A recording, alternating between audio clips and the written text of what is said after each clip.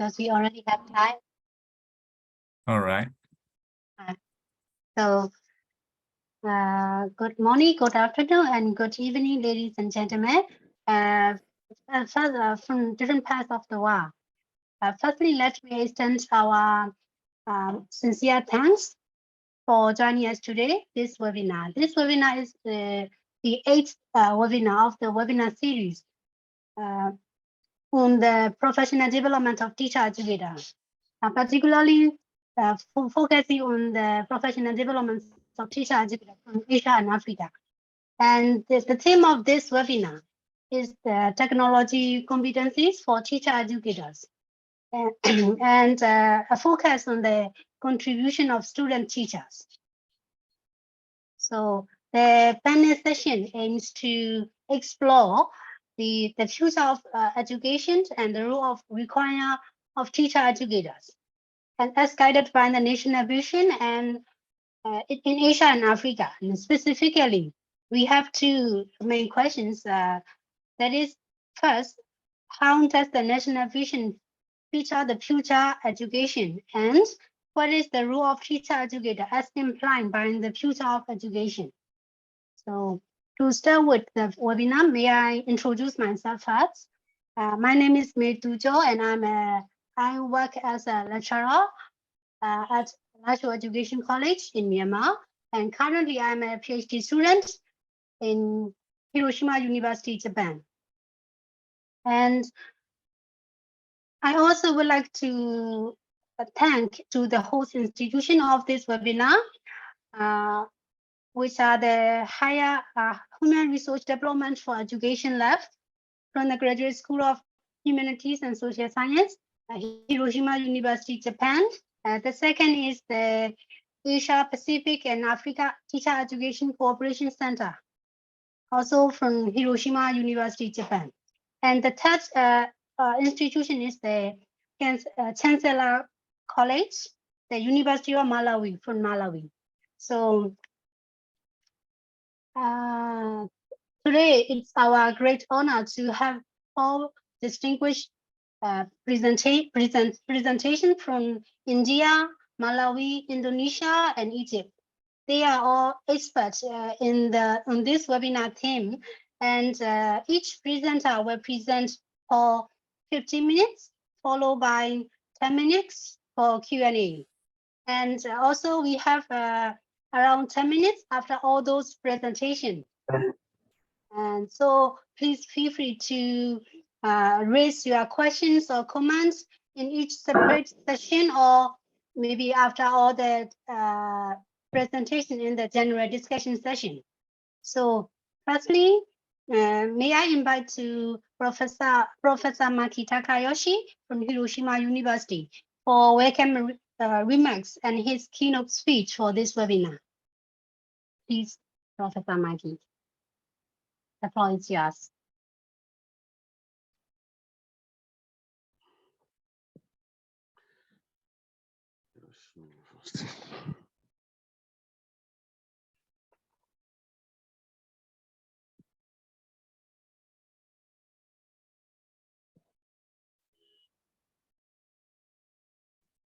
All right. Can you see the screen? Okay. Yes, sir. Okay. Very good afternoon, evening, and good morning for everyone. I am Takayoshi Maki. I belong to International Education Developmental Program, Graduate School of Humanities and Social Sciences, Hiroshima University. On behalf of webinar organizer, I would like to sincerely appreciate all the speakers from India, Professor Satish and Mr. Emmanuel Kalambure Banda from Malawi, and Sama-san from Egypt, and also Dr. Arif from Indonesia. The latter two, Sama-san and Arif-san, is our graduates, and I'm very happy to meet them in this webinar. And today's topic is technology competencies for teacher educators, a focus on the contribution of student or teachers. And before entering each presentation, I'd like to briefly give the overview of this topic. First of all, I'm not sure to what extent everyone familiar with the teacher educators. Teacher educators are the teacher of teachers. Teacher of teachers, oh, sorry. Teacher of teachers, and those have a kind of important role in educating teachers and also continuously supporting in-service teachers' professional development, which was highlighted. This European Commission's report was published in 2013. And the teacher educators, actually, they are quite diverse in a sense of a broad definition. So all those who actively facilitate the formal or non-formal learning of student teachers and teachers all are teacher educators. And not recent, but there is one kind of initiated study conducted by the Professor Runenberg and also her colleagues, and they reviewed quite a large number of previous studies on teacher educators and distinct those 6 roles of the teacher educators, starting from teacher of teacher, researcher, coach, curriculum developer, gatekeeper, and broker. Broker is kind of like a connector between the university or teacher education institution and the schools. I think today's theme is more highlighted or focused on teacher of teacher, but I'm not quite sure. I look forward to the panelist presentation, though I guess today's main focus is teacher of teacher. And so far, the studies on teacher educators' professional development in general is published by those published as those books like the professional development of teacher educators, and also the orange colored book, which I have just explained, and also teacher educators, teachers, and researchers. They highlighted those 2 kind of sometimes conflicting roles as a teacher and researcher. And the Light 2 is a quite recent book on teacher educators and their professional development. And also the right top book is on focusing more on faculty-student partnership, which is quite closely related to today's our topic.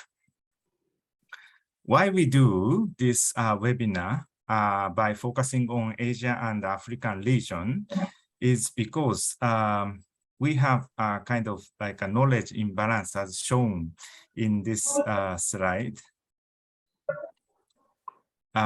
We have quite a few, so many research done in the Western countries, but very few from Asia and African regions. So that is why we want to kind of balance by providing our professional knowledge on teacher educators from Asia and African regions.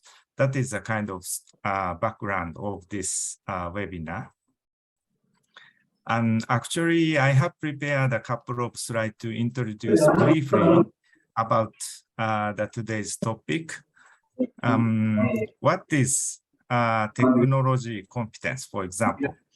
According to one of our graduate and today's moderator by Dr. Foster, the ability is to use technology in one's professional role as a teacher educator. So I myself, as a teacher educator, Actually, I have been involved in the JICA training that is shown in the photo, in a picture on a slide. During this last 2 years, we've been conducting this JICA training online, so that I am kind of a teacher educator and also the facilitator of this JICA training. So what I did was utilize those Zoom, which is we also use today, to provide efficient or effective training for those JICA training participants. And more precisely, there is a kind of the list of competencies, which is named Teacher Educator Technology Competencies. I'm not quite familiar with this, but by exploring this list, I found like Japanese teacher educators are more like require the latter part of these competencies. For example, like a teacher educator will use online tools to enhance teaching and learning. So fortunately or unfortunately, we've been experiencing the COVID-19, and we just start to use this kind of online platform for our teaching and learning. And at the very beginning, we struggle with how to use this, even like very small technical matters. We spent quite a lot of time to be familiar with these tools. And for the second question, let me back to those 3 questions, which are expected to respond by today's panelists. The first question I have just highlighted, like which technology competencies and roles are required of teacher educators in your country? And second question is, how can student teachers contribute to the development of teacher educator technology competencies? And the third one is, what are student teachers' views or image of a teacher educator who is technologically competent? The last question is quite hard for me to answer, but I look forward to hearing from the students. And regarding to the second question, I think I have inspired quite a lot by the student, because before, like for maybe 4 or 5 years, I think I never been to explore the Facebook.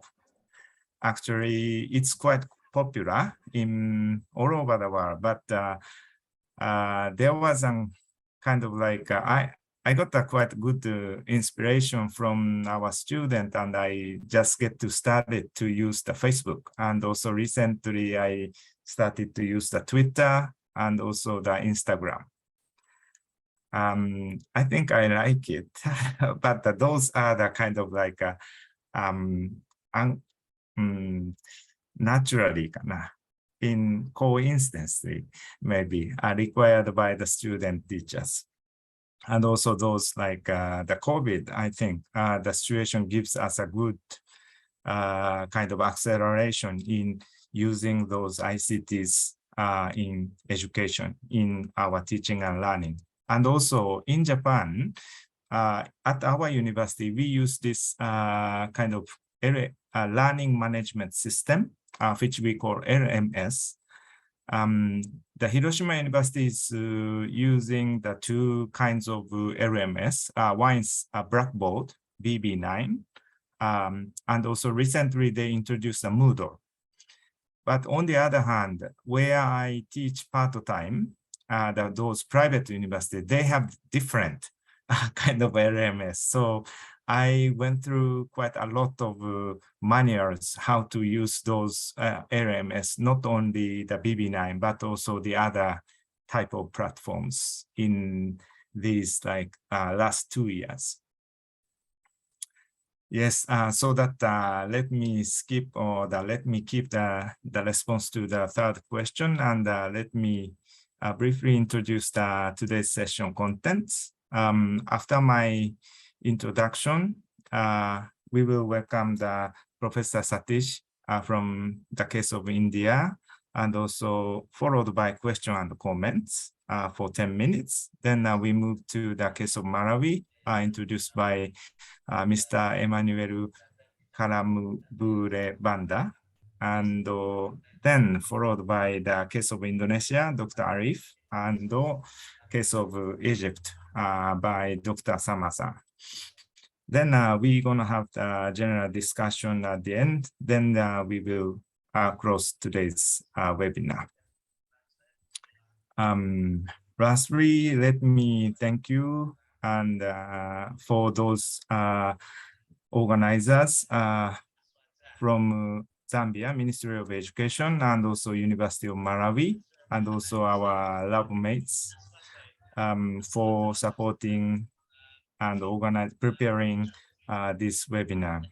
Thank you very much for your kind attention. That's all. Let me stop my brief introduction for today's webinar. Thank you very much. Thank you very much, Sensei, for your wonderful opening remarks and welcome keynotes. And may I go ahead for the next presentation? The next presenter is, we are very pleased to invite the next presenter, Dr. Satish Kumar from India. So may I read aloud his short bio? He is a associate professor from the School of Education at Lovely Professional University, India. He has the 12 years of experience as a teacher educator and work as a principal at the Shia College of Education.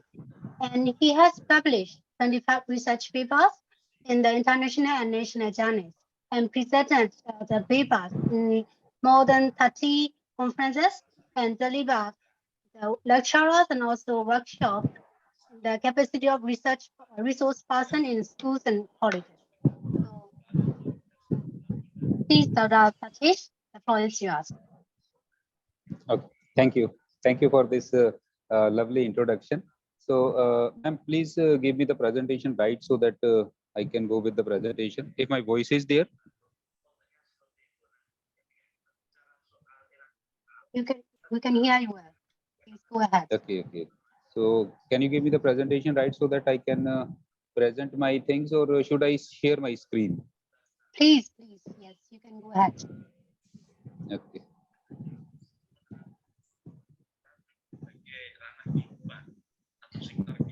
Misalnya digitalisasi dalam bidang ekonomi, digitalisasi dalam bidang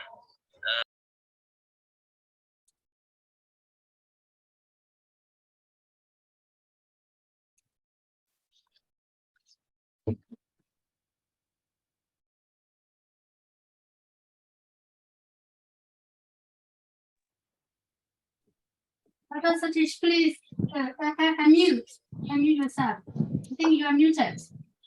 Hello. Hello, and now you Hello. can hear well. Okay. If voice is there, ma'am.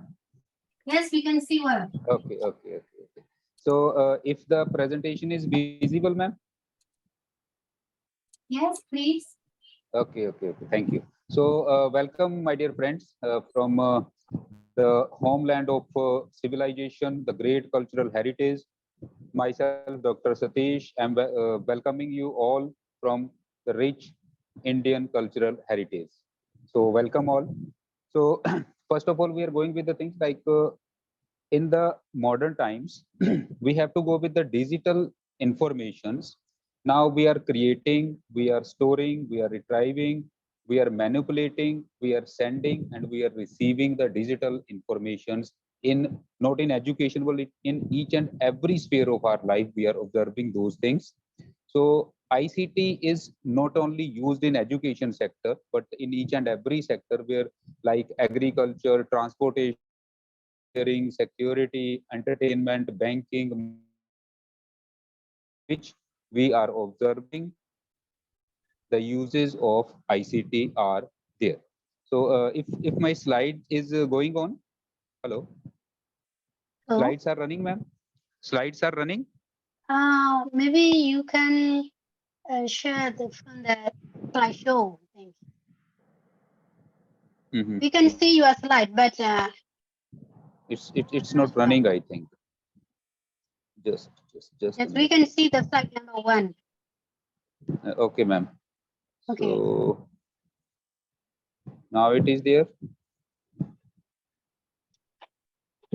Just stay in the slide number 1. Now Yeah. it's Now going there. it is going there. Yes. So under this, we are saying that in each and every sphere of our life, we are observing the use of ICT, and the very traditional one, very traditional and conventional type of occupations are there, like animal husbandry, farming is there. Now, in those areas also, we are using the intense use of ICT. We are observing in these areas also. So, if in each and every area we are observing these, so how we can escape the things from using the things in educational sector. So, under the educational sector, whenever we are going, firstly, in 3 or 4 slides, I want to highlight the importance of ICT, that why the teachers or student should use the ICT devices. So number one is that to make the teaching effective and interesting, as like the picture is uh, showing us that we have to transform from the print media to the electronic media. And why we are doing so? Because we want that appropriate instructional objectives can be developed. ICT can help us in this matter also. We want to uh, we want our content to be in multi-sensory approach, so that students maximum senses can be involved into the learning. Then audio video devices for better delivery of the content we can use. We can convert the content into 3D form instead of the printed 2D form. So whenever the content is in the 3D form, students may have the better concept formation in their brain. Then interactive classroom can be also developed by the uses of ICT. And lastly, effective assessment can be done by the teachers for their students by the using of ICT. Second one is related with the students and the learning. So ICT not only making our teaching effective, but it is also making our learning easy and interesting. So we can see the things, we can listen the things, we can touch the things. There can be kinesthetic sensory movements can also be captured, sequential, simultaneously. So many things we can do. So direct experience, indirect experience, rhythmic melody. So many things we can do with the ICT. Now, why we have to make sure that ICT should be used with the students? Because the scenario has been changed. There is nothing bad with the content, but we have to deliver the content with the uses of ICTs, because nowadays the students are learning so many things with the help of their mobile devices. As like in India especially, the joint families are not now in fashion. We are going with the nuclear families, and under the nuclear families, both mother and father, both parents are working in so many cases. So their kids are there, they are maximum time they are living in their home places or in the schools without their parents, and parents are also so busy, so they want that their kids should do something creative on their mobile devices with the help of internet.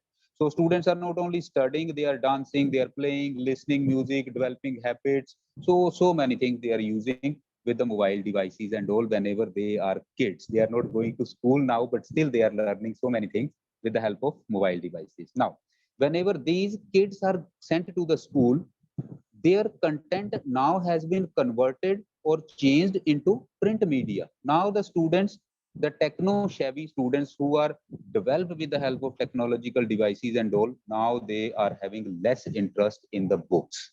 Even they are facing the difficulty in grasping the content and doing the things on paper or with the print media. So this is a very much needed, so that we can convert the things into e-content and present in front of the students in the form of e-content. So again, there is multisensory approach. KVAK model is there: visually, auditory, and kinesthetic, which is related with the psychomotor domain, our bodily activities. All these things we can ensure with the help of ICT. Then better concept formation can be there whenever we are delivering the content in the video forms, in the 3D forms. student can see that, touch that, so many things can be done. So it make the things better concept formation can be there among the students. Then after the very essential part of our society is the students who are having the special needs. They are varying somewhat from the normal students in both the sides, like positive side or negative side also. So they are having special needs. The content should be delivered in so many multi-sensory approaches, like they can touch that, they can see that, they can hear that, so many things can be there. So the needs of those students who are having special needs can also be catered with the help of ICT. Then we can cover more uh, geographically diverse areas in the with the help of ICT. As like we are also doing this particular thing, we are from far away places, but with the help of technology only, we are on the same platform and we can hear each other, we can see each other, and we can share our views with each other. So this particular thing can also be cater or develop with the help of ICT. Now come to the this particular point. This is very much important. There are so many people who are knowledgeful, who are educated, who are skillful, but they are scattered in so many places. So ICT can provide us the platforms on which we can come together on a particular platform. So but whatsoever from wheresoever places we are, but we can get together on a particular platform. We can share our things, we can share our views, we can share our researches, findings, and all with the help of these ICT. And with this particular webinar, we are also going with this particular thing, that we are sharing the knowledge from different parts of the world. So now come to the thing, that what skills and knowledge is needed for the teachers, modern teachers. They need some skills and knowledge about the ICT. And these are the skills. Number one, word processing skills, spreadsheet skills, database management skills, electronic presentation skills, internet navigation skills, email management skills, networking skills, and touch typing. All these skills will make the people capable to develop the e-content. So teachers or teacher educators, pre-service teachers, and especially the in-service teachers, they should learn these skills so that they can develop the e-content. Now, what is e-content? E-content can have any of the form, like they can be image, they can be graphics, text, games, e-journal, database, presentations, audio, video, animation, e-books. So many type of e-content can be there, which teachers can develop if they know these skills, if they have mastered these skills. Then ICT can help us in evaluation also. Online test can be developed, as like we are having Google Forms. Feedback can be get on a particular platform. We can collect the feedback from so many people, like spreadsheets are there. Progress reports can easily be prepared, easily can be shared and stored. Computer-based methods of registration, like OMR sheets are there, smart card are there, biometric methods, fingerprint recognition. I think there is a voice. If my voice is there, ma'am. Hello, my voice is there. Hello, we can hear you well. Please Yeah. go ahead. Thank you. So biometric methods are there by which we can ensure that in the examination only that person has appeared, which has to be appeared in the examination. So we can stop the unfair means by using fingerprint recognition, retina scans, and all in the examination also. And lastly, but not the least, we can ensure the high level objectivity and lowering down the scams in examinations, especially in the examination which are competitive examination for jobs and other things.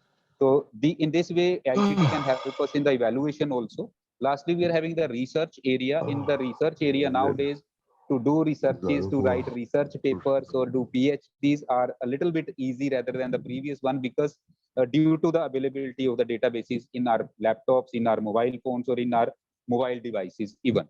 So e-journals are there, e-books are there, encyclopedias are there, e-library is there, data collection is there, and now we can use the internet surveys for data collection also. Tools are there, data analysis softwares are available, presentations, reporting, search engines. So many things are there. Availability is there with the help of ICT. We can do our research, we can pursue with our PhD only while sitting on our laptop. Each and everything will be there in our laptop if we are little bit we can say expert in ICT. Then ICT is helping us in CPD. Especially in India, this particular thing has been launched in higher education in 2009, and in school education, this particular thing will be has been launched, has been initiated by a National Education Policy 2020, and yet it has to be enforced on the ground level. And we are very near, we are on the threshold to start the continuous professional development in the schools. So in this matter also, MOOCs can help us, online courses can help us. The very much Indian portal, Neptal and Swayam are there. They can help us to pursue with the online courses. Coursera, Allison, and many more platforms are available on which we can go with the online courses, and we can go with the continuous professional development. After that, as a teacher, we should not escape ourselves from the using of social media. As like a resource person previously was speaking like this, that he was not very much liking the these Instagram and all, but now he is using these. So we should have a presence over the social media in our own way. Like we can start our pages on Facebook, on YouTube we can start our channel, in LinkedIn we can start our pages, our posts are there. We can post the things over SlideShare, blogger.com and all. We are teaching there, and we are sharing our views, we are teaching, we are writing something, and we should share these things over the internet. If still in the modern era we believe in that particular thing, that education is a service, this particular thing can help us to do these things also. If I want to serve the nation, serve the society, serve the humankind, so that I should write something, and free of cost I should post these things over the internet, so that each and everybody have the open access and free of cost access over that content. Maybe likely that one person is there who is residing in Nigeria. He is in search of some content to study because he's having the examination. Maybe my PPT on SlideShare he or she is finding at that time, and that PPT is helping that person in that particular manner. It means I have served the nation, served the society as a whole with just a single PPT I have posted over internet. So in this way, we can serve the humankind, serve the society also with our knowledge. Now, lastly, what support system is required from the higher authorities? It is not like that we should throw the things only towards the teacher and teacher can do all the things. No, it cannot be done. We need materialistic resources. Authorities, especially governmental sector, should come forward to provide the facilities to the people. Number one is materialistic resources, high speed and less costly internet system should be there. Availability of hardware devices, development and accessibility of softwares and applications should be made available by the authorities to the people. Then second one is training and education, both pre and in service education. Pre-service teacher educators or teachers are there, they are getting appropriate education in the modern scenario, but the problem is with the experienced teacher who are having the knowledge, who are having the conceptual knowledge. They can deliver the content in very better way, but they are lacking behind in knowledge and skills, and especially the attitude towards uses of ICT. So especially to the trained teachers, to the in-service teachers, this particular thing should be provided, that they should be provided the support of the IT professional. Suppose I am a 70-year-old teacher. Now I cannot sit over the computer and can develop the e-content.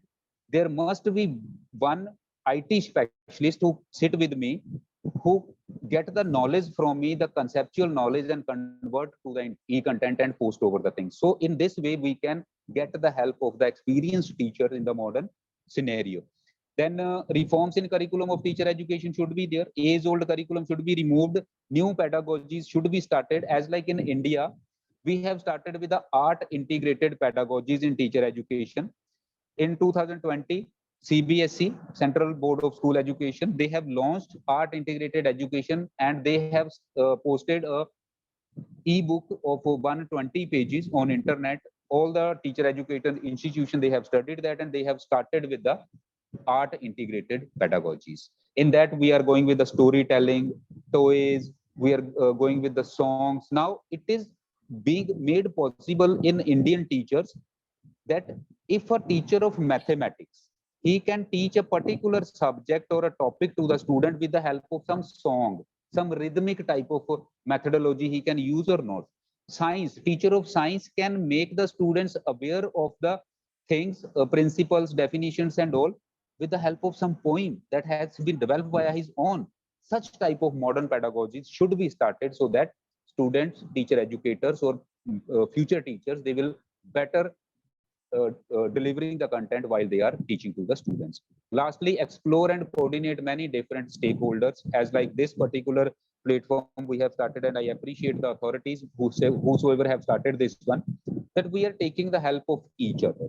UNO is there, nations are there, UNESCO is there, SDGs has been developed, so we can take the help of so many stakeholders. We have to make the things togetherly. Individually we cannot do the things. So these are some requirements and suggestions which I, as a teacher and as a teacher educator, I seek from the authorities. Now lastly, we will see the holistic picture of Indian scenario, that what we are doing in India, what are the things are there and what challenges are there.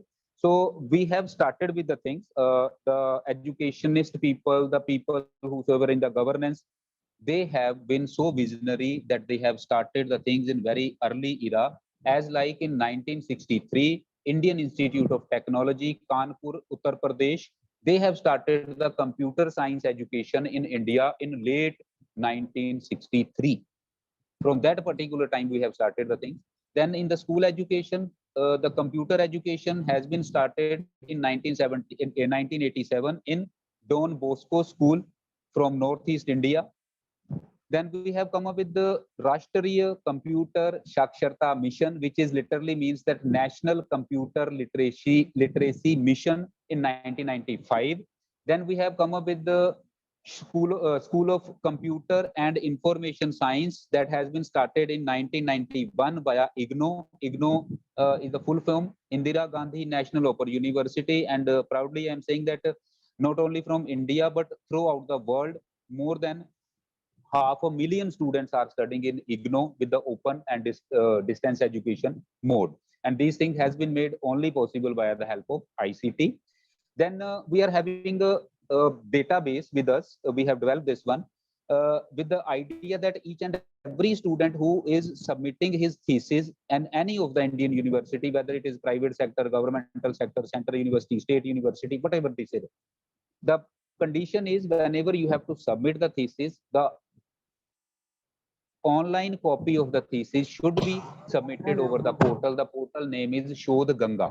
Shodh means research, Ganga means river. So there is a flow, there is a river of the researches which has to be submitted over this, and this portal is free of cost. Anybody can use from any part of the world to collect some informations, review of related literature and all.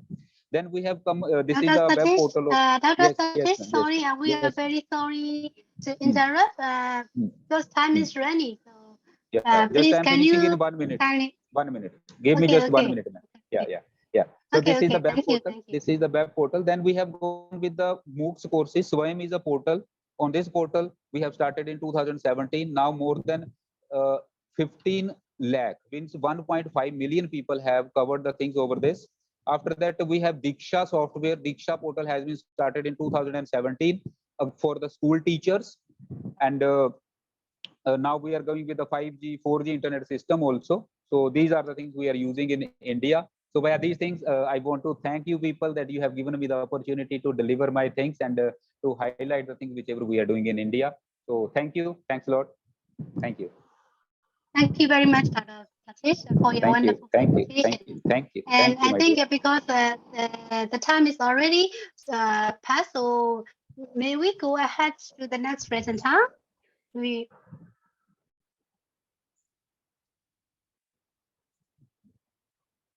So we still have 5 minutes for Q&A session. this week already. This part. But at the first, we have Okay, 5 okay. minutes. Okay. So, uh, Hello. audience, if you have some questions or comments for the first presenter, please feel free to ask in this session.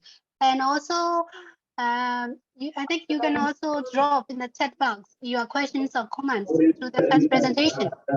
Please. Thank you.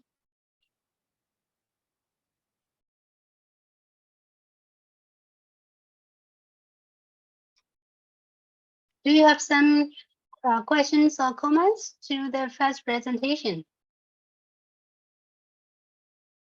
If you have, please feel free to raise in the session or in the chat box. It's also okay.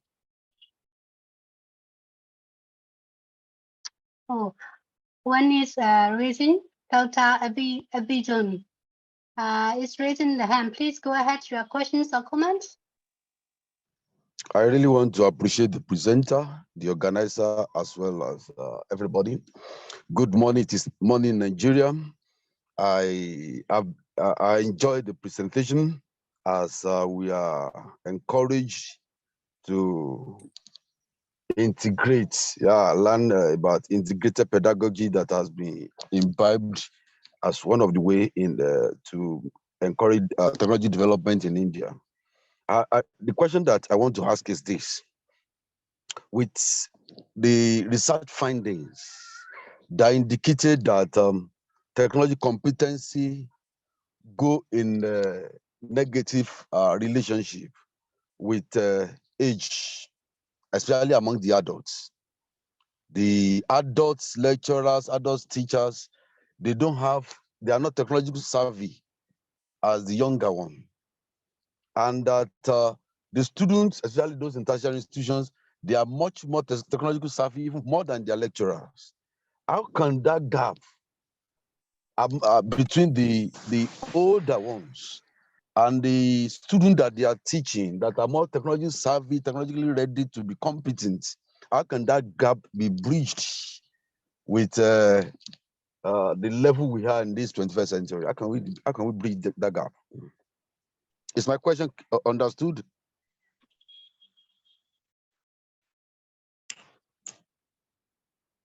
Hello, Dr. Satish. Did you get well the questions?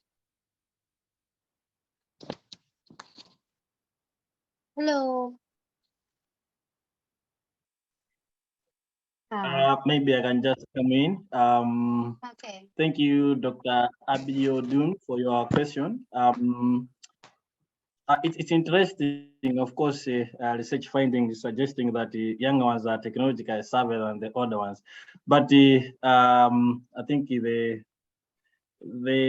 findings are not that conclusive. Elsewhere, we have older people being technologically savvy. But if we are to go by that assumption, that is why in this webinar, we're trying to explore, assuming that maybe teacher educators who are relatively older may not have the required technology competencies, but the student teachers who they are teaching may be technologically competent. So that's why we're trying to explore how best can the teacher educators benefit from the student teachers who are technologically savvy.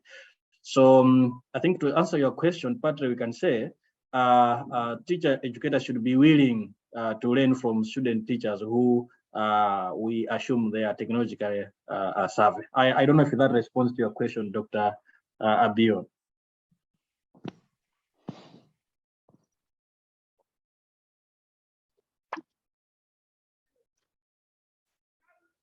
Hello.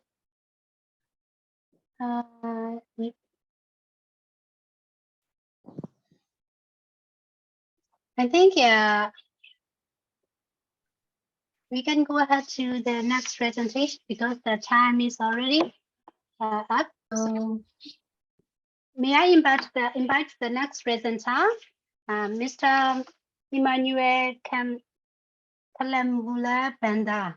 I'm sorry for my bad pronunciation of your name. Mr. Emmanuel is a lecturer of software development in the Faculty of Science at Nalikule College of Education in Malawi. And he is also a science teacher at Ilungwe Girls Secondary School. And he is specialized in computer science and computer science education.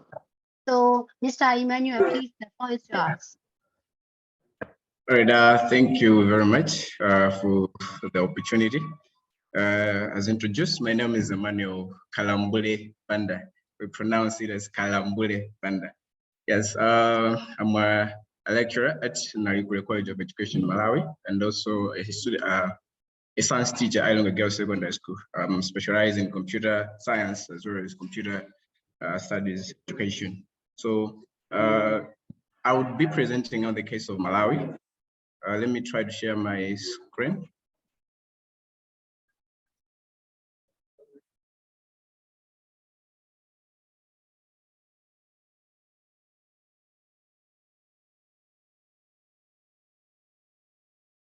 Yeah.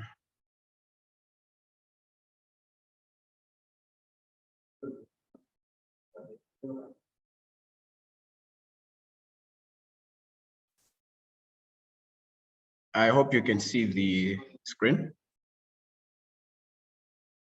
Yes, we can see it well. All right, yeah, so as I was saying, we're taking on the theme technology competencies for teacher educators, a focus on the contribution of student teachers.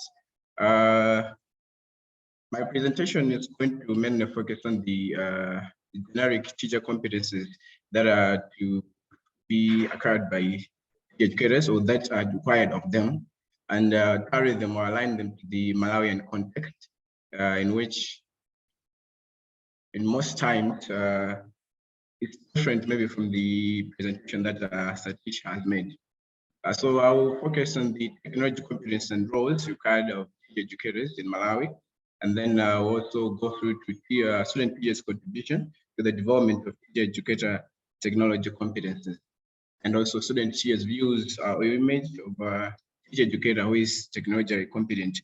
The latter is based on the views which I solicited from various students in 3 universities in Malawi, mainly University of Malawi, Catholic University of Malawi, as well as the Naigule College of Education itself. So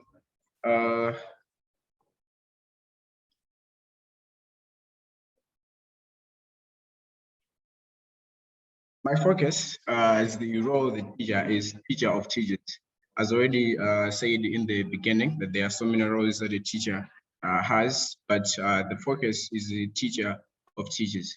So you are a teacher that is to create an atmosphere for a conducive learning. You want you to be a role model as a teacher, so that the other teachers, student teachers in this case, emulate you and offer that kind of knowledge they get from you to their classrooms. So the first competence that a teacher educator should have is to be able to design instruction that is able to utilize content specific technologies to enhance teaching and learning. This has been adapted from Forger, as I already said in the beginning, that I will be based on the generic competencies and then align them to the Malawian context. The second one is using online tools to enhance teaching as well as learning. This includes the communication tools that a teacher can be able to use. We are living in a technologically advanced state whereby students, teachers themselves are more inclined to the social platforms. You talk about Facebook, Twitter, and the rest. They're able to communicate to each other in their learning experiences when they are given assignments or something of that sort. So as a teacher, you have to be able to, a teacher educator, you have to be able to learn this communication tools, have the competence so that you can be in the same field as the student. They shouldn't be ahead of you, but rather be on the same level as you are delivering your content. As well as also being able to use collaborating using online tools. There are various tools that a teacher educator can be able to use.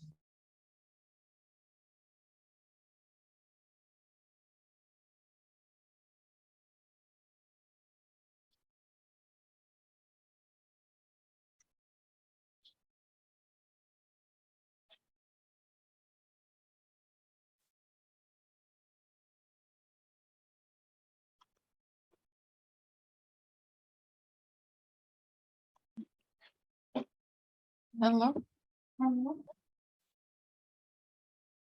I think it's because of the poor connection.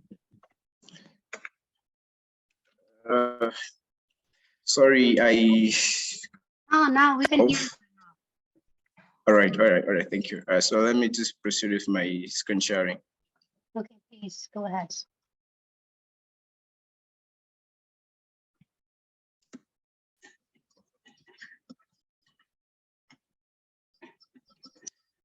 Right. As I was proceeding, the corroborating tools that a educator can be able to use, there are various of them. One of the things we have been seeing in Malawi is the evolution of Zoom meetings and using of Moodle, whereby teachers are able to collaborate with their students during lectures or even group discussions on a particular subject matter that they are about to do. So using Zoom, using Google Classroom, using any other collaborating tool is very essential so that the teacher educator is at the same level with the student teachers. Of course, there's an argument to say that the others teacher educators who are maybe more advanced as the students, which is something to argue about. But looking at the current context of Malawi, the youth are more proactive. The subject teachers, our student teachers, they're more proactive in using technology other than the teacher educators themselves. I had an interview with one of the students from Catholic University.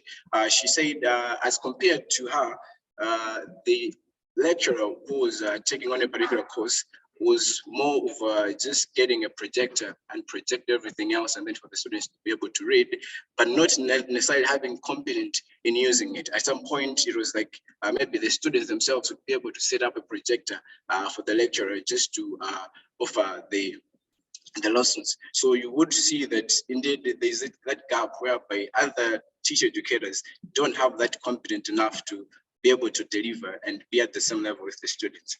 The other one is to be research using online tools.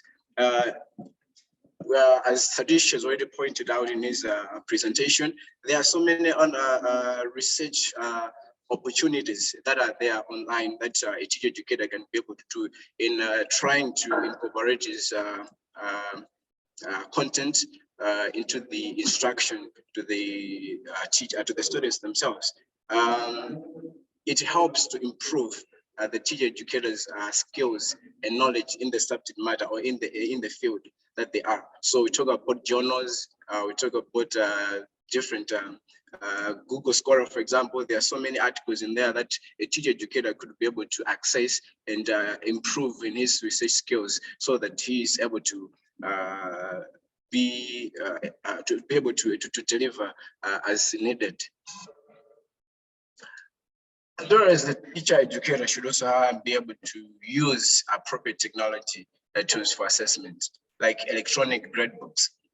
Right now in Malawi, in most colleges or most universities, talk about University of Malawi, talk about Nalikule, we talk about Bunda College of Agriculture, which is one now. They are using Google Classroom when assessing students, whereby they give out the work, the assessment, the assignments, the students do the work and they submit over there, and then the teacher is just able to grade and give feedback to the students. And not only using the Google Classroom, but even the student portals. In the case of University of Malawi, we have a student portal which lecturers are able to use to give feedback to the students on the areas that they've been assigned to work, on the work that have been assigned. On a personal point of view, I learned that in college, when I was in college as a teacher student, where I thought it wise to say, what if this can be incorporated even in the secondary school education? So I'm being emulating from the teacher educators using these online grade books. I think that I'll do the same to the secondary school, which I'll be teaching. For example, I belong to Girls Secondary School right now. There is a student portal. I think it's the first of its kind in Malawi, whereby teachers are able to use electronic grade books to be able to grade the students and give feedback. And parents are also able to be to access to the same results that the students actually have gotten from the teachers. So you understand that from the teacher educator's point of view, trying to give to use the technology tools for assessment, and then coming to a student teacher who embraces the same and applies to the education setting in my case. So as I pointed out here, it helps in the real-time feedback on teachers and students at the same. Another component is engaging in ongoing professional development and networking activities to improve the integration of technology in the teaching. So in Malawi, for example, when you look at different policies, the national standards for teacher education in Malawi also emphasizes the point of professional development for the teacher educators, as well as teachers in general in secondary schools, as well as primary. And that focuses, in this case, I'm focusing on the teacher educator now, trying to improve his, to connect with other teacher educators in this case. For example, we can be able to have edutech, maybe event in which different teacher educators come together, share their experiences on how they use technology, on how they integrate technology in their classrooms, so that each and every teacher educator is able to grasp or contribute and improve on their professional development. So I think it is very essential, as in the Malawian setting, to improve on the education edutech events, of which currently there haven't been much, but we are expecting to have some of the events with the University of Malawi, just to provide that platform where teacher educators can come together and share their experiences, as well as online learning in the same vein as I pointed out earlier on, that you can be able to engage in ongoing professional development through networking using the internet itself, connecting with various people in different sectors and different places across the globe, just like we are doing right now, teacher educators coming together, trying to collaborate, helping each other on how they can improve on their profession. That's one of the things that we're talking about in terms of ongoing professional development. Aligning content with methods and appropriate technology. It's also another essential competence that a teacher educator is supposed to have.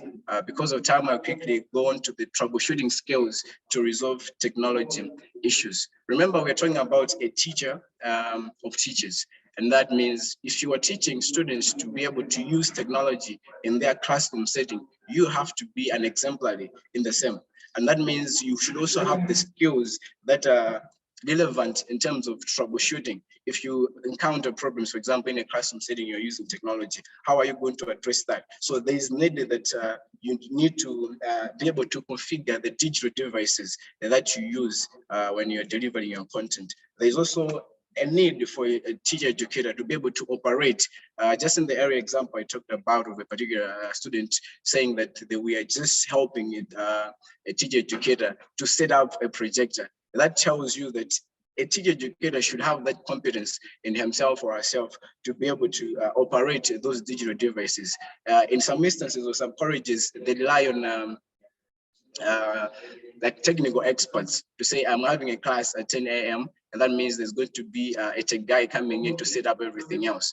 But in this case, we are trying to emphasize on teacher educator having to take that role on himself so that the teacher, as student teachers, are able to emulate the same.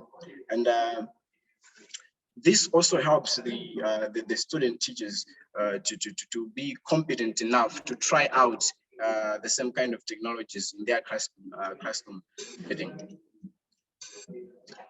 Right. So I'll proceed to talk about what can student teachers do, what can be their contribution to the development of teacher educator technology competencies. I have three key things that student teachers can be able to do in order to improve the development of teacher educator technology competencies. The first one being evaluating the teacher educators. This is very important because it gives continuous feedback in the education programs. When you are in a classroom setting, you see your lecturer doing different things with technology, you get a chance to give feedback on how that is done. I would give a special case here with the University of Malawi.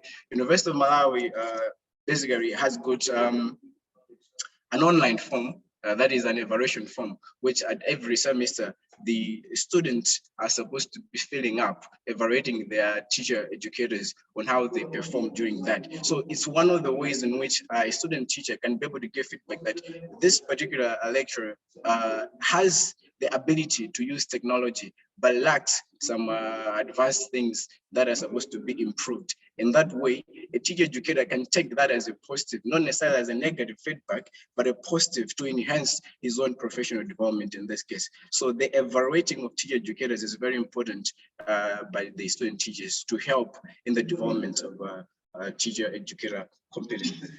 As well as the feedback channels offered by the institutions is just what I've already explained in terms of University of Malawi, giving that room to have an online form, which most of the times is anonymous, right? So there is nothing to say, this student said ABCD. So there is that liberty to be true to yourself as a student teacher, giving your expression on how a particular lecturer is doing in terms of technology. As well as integrating technology in their own teaching and learning. For example, I've been given an assignment as a student teacher, and I want to use technology. If I'm more competent than the teacher educator that is assigned to me, I can be able to integrate technology in my own teaching, in my own learning, in the assignment that I've been given. I can use different online resources. I can use different devices as pertaining to technology. That when the teacher is evaluating, it means he is going to learn something. So it's like there's kind of a collaboration between the teacher and the student. You are evaluating a student on the assigned work. However, you're also learning on what that student has been able to use in terms of technology. So during teaching practices, for example, in my case, when I was at Lunga Girls Secondary School in 2021, I was able to integrate technology in my teaching and learning resources, which hasn't been done in most of the schools. And one of my supervisors, when came, asked me a lot about it, and I was to write a report on my whole entire experience on how I'd been able to use technology and computer studies teaching at Lunga Girls Secondary School, and that was published by School of Education. That is University of Malawi, just to give an idea on how student teachers are able to use technology in their learning and helping in the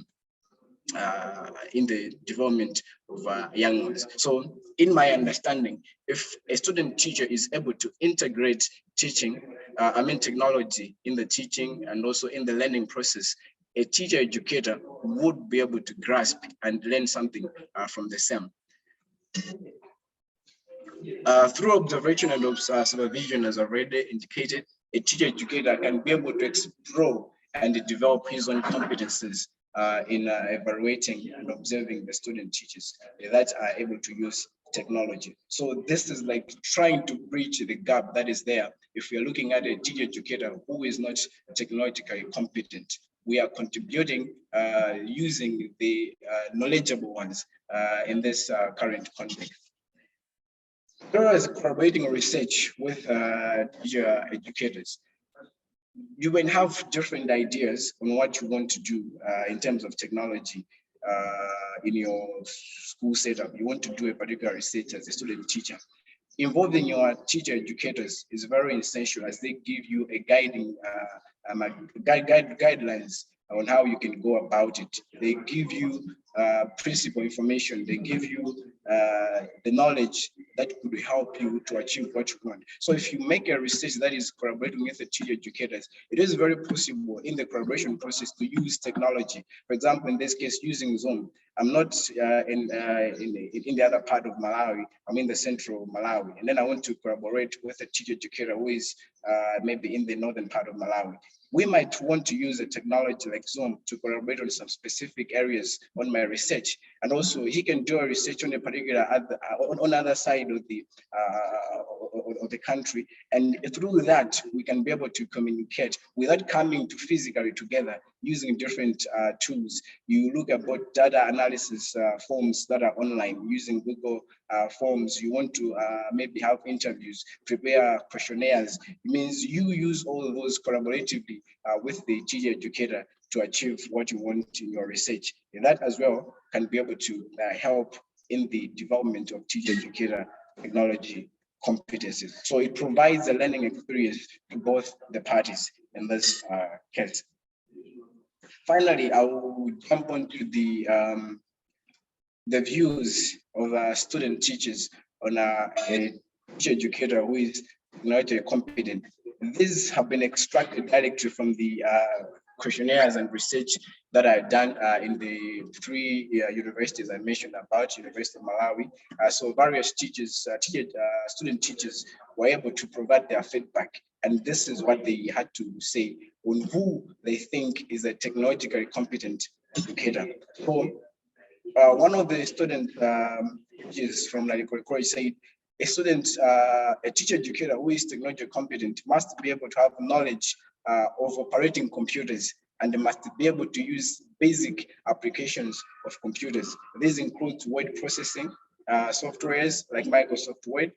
This includes spreadsheet softwares like Microsoft Excel. This includes PowerPoint presentation softwares like Microsoft PowerPoint, and also different others, Publisher, for example. This is very essential. On this one, for example, some student had to give me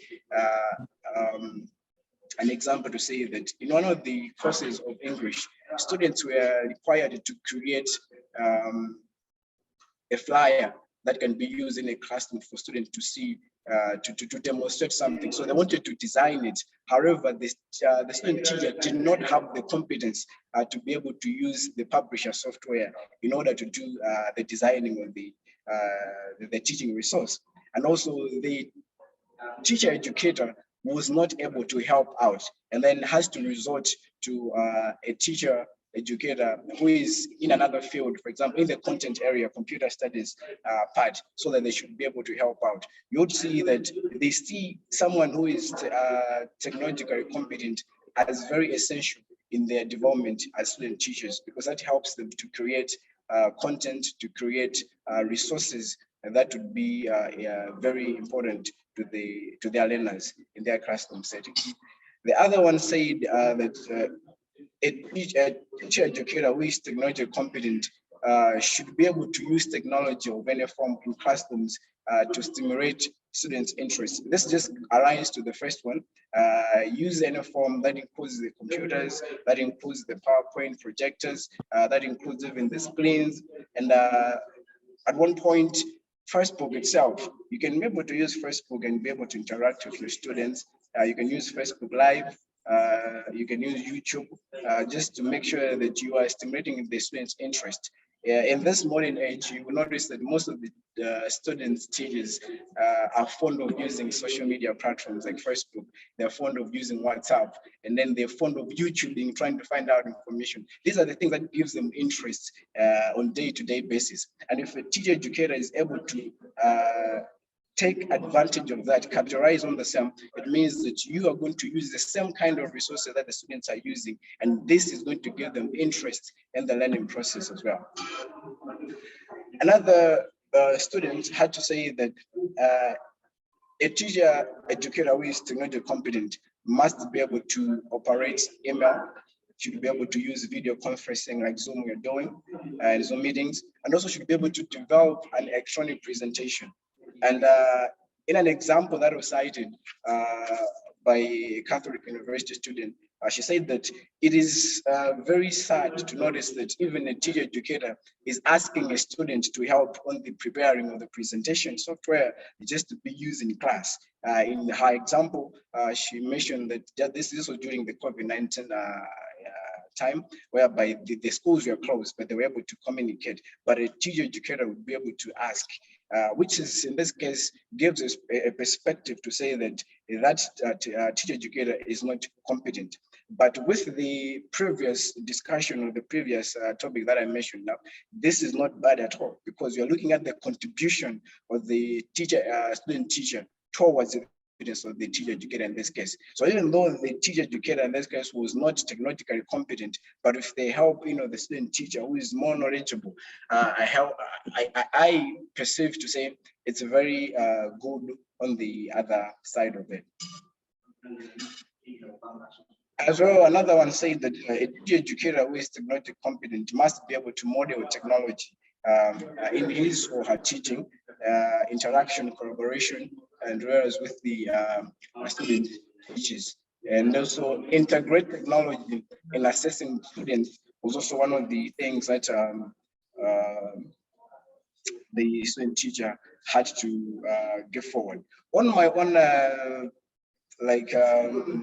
experience, when I was at the University of Malawi, the instruction media and technology course, were asked to be able to make presentations, and every presentation had marks. The design itself, how we were able to design, how we're incorporating different elements of design and principles to be able to deliver. That was like a kind of help by the teacher educators to us to be able to learn on how to use technology, but at the same time being able to be assessed from the technologies that we are using. So a teacher educator who is technology competent integrates technology even in the assessment, whether formative or summative assessment in that regard.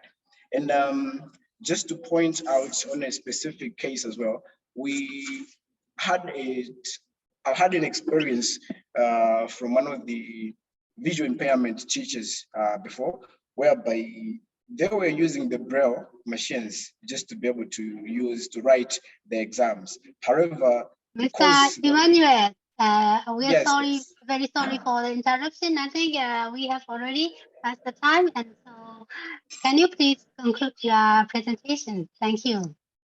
Very much. I'll skip on that example. So finally, I'll just say knowledge about computer-related technologies is also one of the views or images that a student teacher is able to have, and also a teacher who can be able to help student teachers in ways they can integrate technology in the classroom.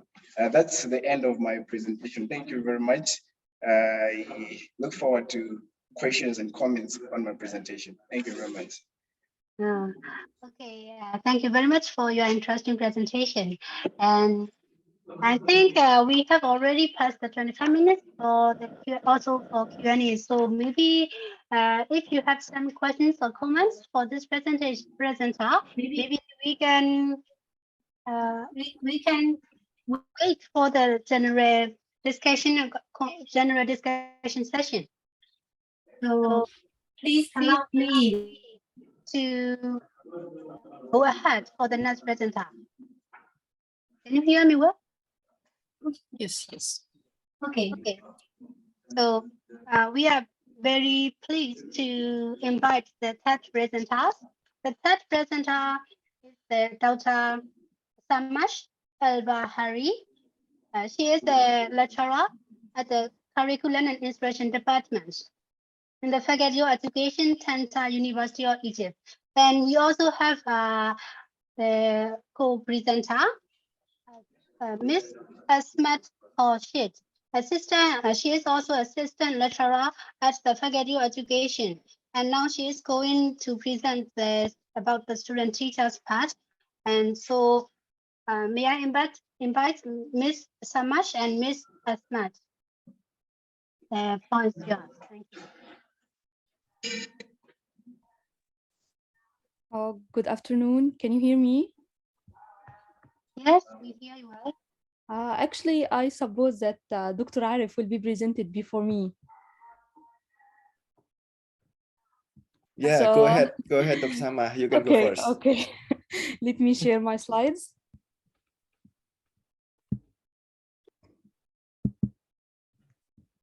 Can you see the slides? Yes, we can see you well. Okay, thank you so much for allowing us to be participating in this webinar. And I want to send my greetings to Meki Sensei. I really, as I told him at the beginning, I really miss the Japanese environment. And also I would like to thank Dr. Mercy for inviting me and Dr. Foster for allowing me to join. And at the end, I would like to say that I will be presenting today with my colleague, Ms. Asmat Khorshid, and she is working as an assistant. I'm Samah Al-Bahiri, and I'm a lecturer at the Faculty of Education, Tanta University. And I will be presenting today with Ms. Asmat Khorshid, and she also worked at the same university as an assistant lecturer. So today we are going to give a brief view about the Egyptian perspective on teacher educators technology competencies and how the student teacher could be contribute to such competencies. Can you see the slides moving? We can see the slides, yes. Okay. So before we start, we would like to define what do we mean by teacher educators and by student teacher in the Egyptian context. Actually, in the university system, we have 5 grades of promotion, starting from the administrator, assistant lecturer, lecturer, associate professor, and professor. And those 5 levels are teaching to pre-service teachers. However, from lecturer, assistant, professor, professor are responsible for preparing also the syllabus or curriculum for those pre-service teachers. So in this case, we mean by teacher educators who are working as a teachers for student teachers. And the student teachers in our case is the prospective teachers, and usually when they finish the higher secondary school, they are registered to the College of Education under one of those 4 programs: secondary teacher education program, elementary teacher education program, childhood teacher education program, and also we have a program for special needs students. And in each program of those, we teach 2 different kind of courses: educational courses and academic courses. And actually, technology and technology integration are embedded within the educational courses. So we don't have a technology as an academic course, but we teach technology as a part of education. So we embedded the technology courses within the educational courses. This is our perspective on what is the teacher educators in our case, and also what are student teachers. So here, what do we mean by technology competencies for teacher educators? Actually, we refer here to the paper of Boris, and I think this is somehow a bit similar to what Meki Sensei presented at the beginning. We have here 12 ways which mean how to integrate technology into education, or what kind of competencies required for teacher educators. For example, we have for the teacher educators, you need to understand how to design instruction that utilize content-specific technology. And also, like number 3, you have to understand how to develop knowledge, skills, attitudes related to technology, teaching with technology for your pre-service teachers.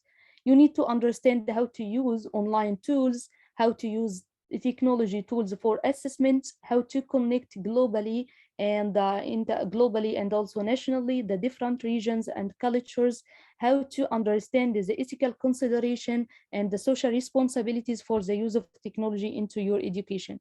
So related to this kind of list, we understand what is the literature view, or what is the theoretical base for teacher educators competencies. And we will use this list at the end of our presentation to get the conclusion about the Egyptian view. So at the end, we will understand what are the teacher educator competencies available now depending upon those 12 competencies, and we will also define what needs are still required for teacher educators. In that sense, we have view regarding this webinar theme. If we want to understand our view regarding this webinar, if we need to understand what are teacher educators technology competencies, we can refer to the national view. We can also refer to the Faculty of Education syllabus and the national related research. And we can also refer to the student teachers' views and expectation. In that sense, we can see here that there is like a mutual relationship between teacher educator competencies and also student teachers views, which means depending upon the student teacher's expectation, we can understand what are required for teacher education as a competencies, teacher educators as a competencies. And also, if we reflect on the syllabus of the faculty and the related research, we can also understand what kind of competencies required for teacher educators.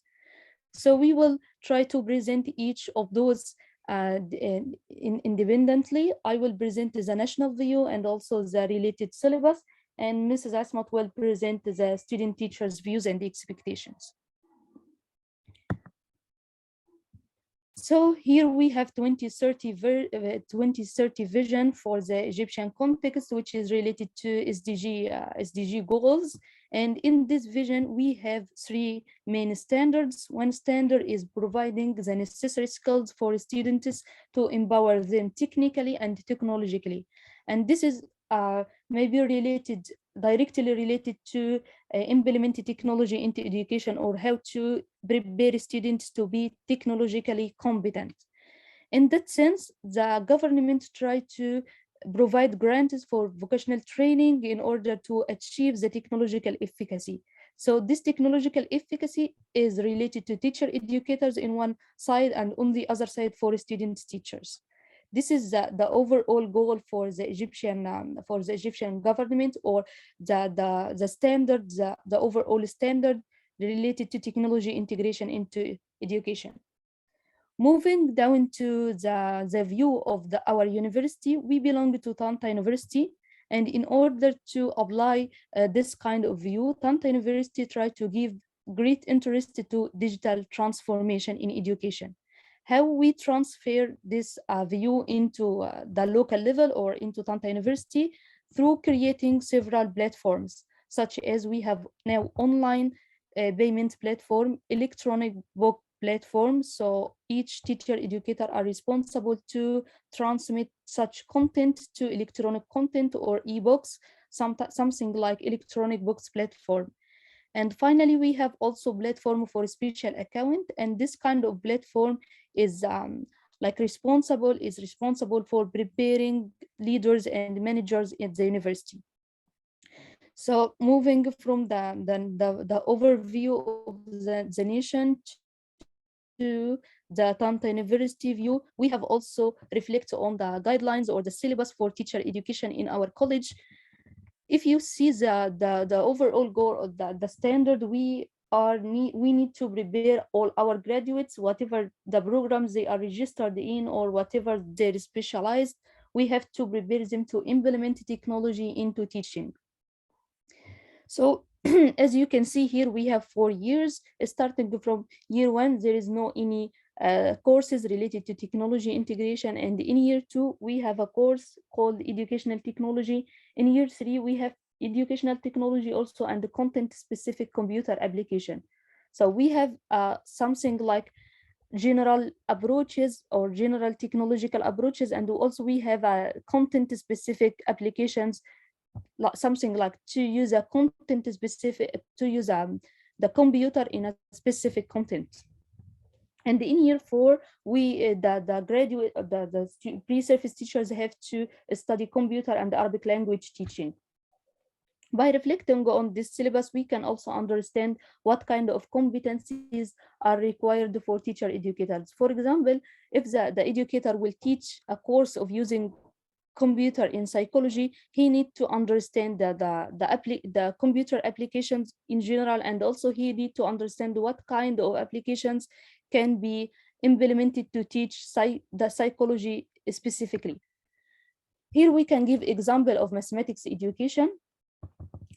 By reflecting on some recent research papers on mathematics education, we found some variables related to technology, such as technological pedagogical content knowledge model, and this is like content specific technology integration. And we also found some another variable related to productive technical beliefs, interactive mathematics software, Google Earth, digital transformation, mathematical technological enlightenment. And by seeing those and try to investigate those research, we found that all of this research try to use some tools of Web2, such as content management system, online meetings like Microsoft Teams, online survey, maps, drawings, animation, and videos. So in this research, by reflecting on such kind of research paper, we can identify the roles of teacher educators, and also we can identify what kind of tools are required to teach in light of technology. So this is what we understand about teacher educators' competencies in the view of syllabus and in the view of the 2030 vision, and also by reflecting on the third part is reflecting on a student's need or student's view, student's teacher's view. And this part will be presented by Ms. Asma. So I will stop sharing my presentation and she will continue. Can I?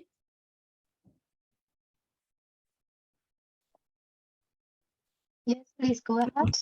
Samah, I'm with you.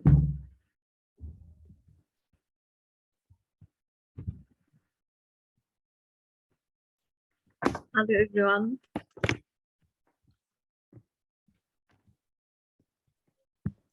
Many thanks, Mrs. Mai. Many thanks, Dr. Samah al-Bahiri, to her invitation to this informative webinar. I'm very happy to join you today.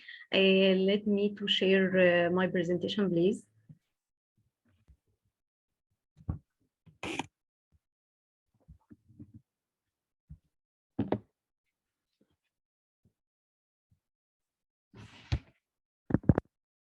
Now my presentation is clear.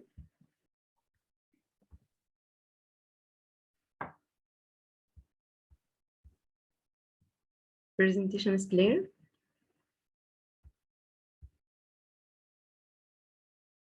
Yes, we can see it well, please. Yes, many thanks. Yes, many thanks. Today with Dr. Samah al-Bahiri, I'm Ismat Khorshid from Faculty of Education, Tanta University, Egypt, an assistant lecturer. Now let me to complete the second part of our presentation today to talk about our Egyptian perspective. I would like firstly to welcome all my senses and colleagues in Hiroshima University. Then I would like to send my special thanks to my colleague, Dr. Samah. After my colleague, Dr. Samah, talk about the Vision 2030 in Egypt and the technological programs that are available to us in preparing our students, teachers through here talk about the technological competencies of the faculty of member. Now I will move to talk some simple points about how to clarify our basis about technological competences for the success of educational technological outputs and the needs of our student teachers, how to meet these needs and develop their skills to reach technological competences.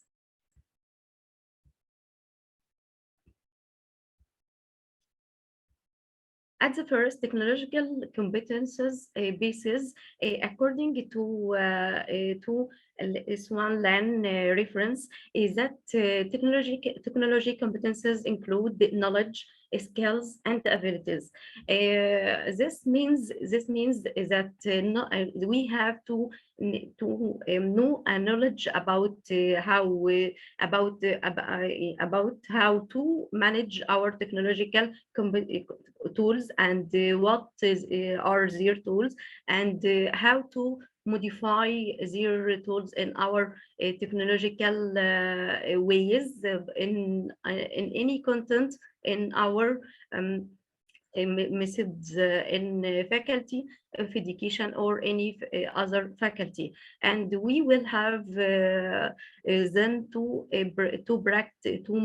provide our practices with our students, teachers to develop their skills, especially in the digital era in 21st century.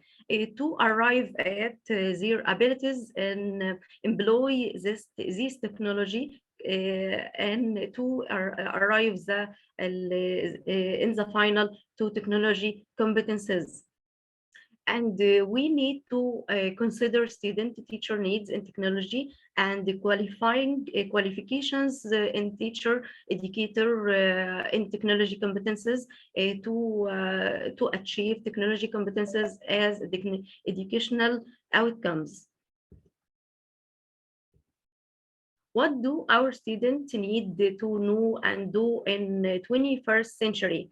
by many practical courses with our student in faculty of education, and my observation to every student needs in our lectures in university. We observe their student their needs in 21st century. They need to have how to be a leader. They need to have to collaborate with us in work team, as example in many projects in technological environment in our sessions.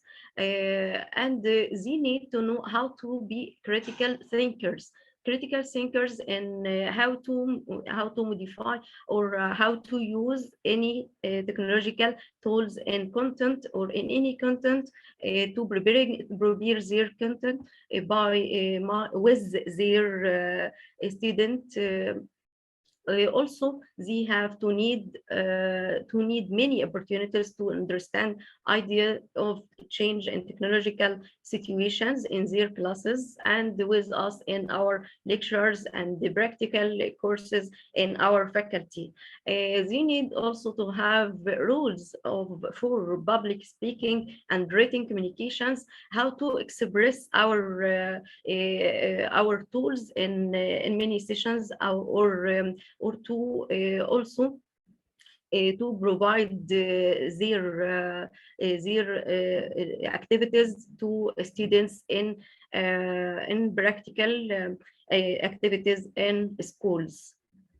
All of their needs are according to 21st century skills, especially 4C. 4C about critical thinking, about collaboration, communication, creativity, all of their skills under them, their points about how to qualify to arrive at technology competences.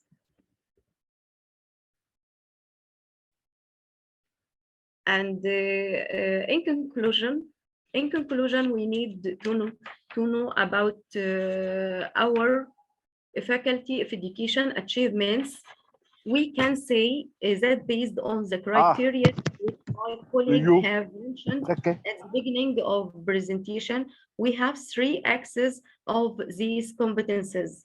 Just 3 competences of all competences. Number 1, design instruction that utilize content-specific technologies and cooperate pedagogical approaches to effectively use technology, support the development of knowledge, skills, and attitudes related to teaching with technology.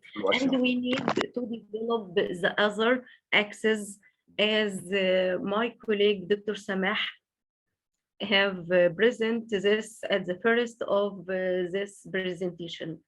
So how to overcome our needs in this shortage of the competences.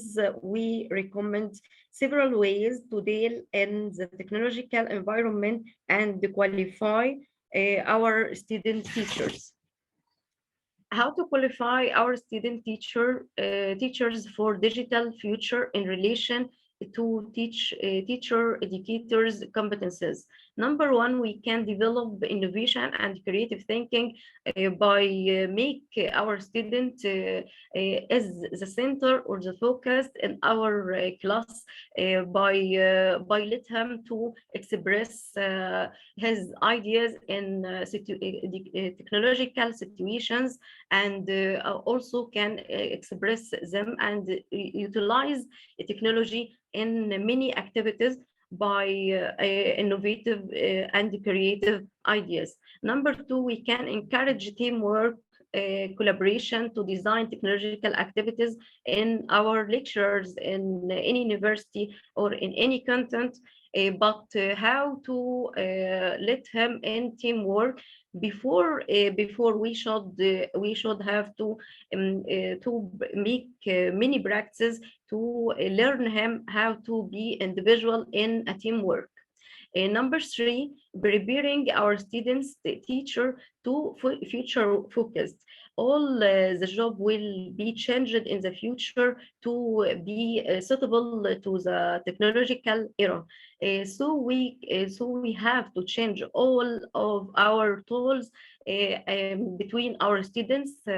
I think also we can consider disabilities student and also natural students in general in inclusive education by using our assistive technology as well. Also, we can teaching the 21st century thinking because it is related to technological skills in our era. By embedding them in instruction, the mastery of 21st century skills such as critical thinking and technological activities, problem solving and technological activities, and communication, collaboration, and creativity in such as digital storytelling or digital theater to introduce our content in our lectures by our students is the center of these activities in our lectures. Also including the application of technology to support instructional method and support educators in understanding the relationship between content, pedagogy, and technology. I think there were some ways to overcome our shortage in our education curriculum in our faculty of education or in our university. Also, finally, we can say we need firstly to improve our teacher educators by many programs to develop their qualification and using or utilizing technological uses or technological tools or assistive technology tools by many student teachers in our lectures to develop their competences and support the redesign of teaching in teacher educational programs to model and integrate technology into their education.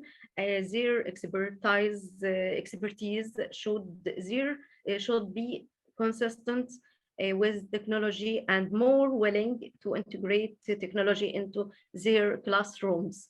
Many thanks, and it is the final of our many thanks to all of our senses and our colleagues and my dear colleague Dr. Samah Al-Bahiri. Don't hesitate to contact with us via our details. Many thanks to all of you.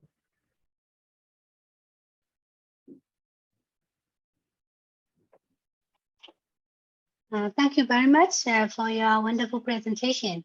And I think we still have 1 minute for questions and comments.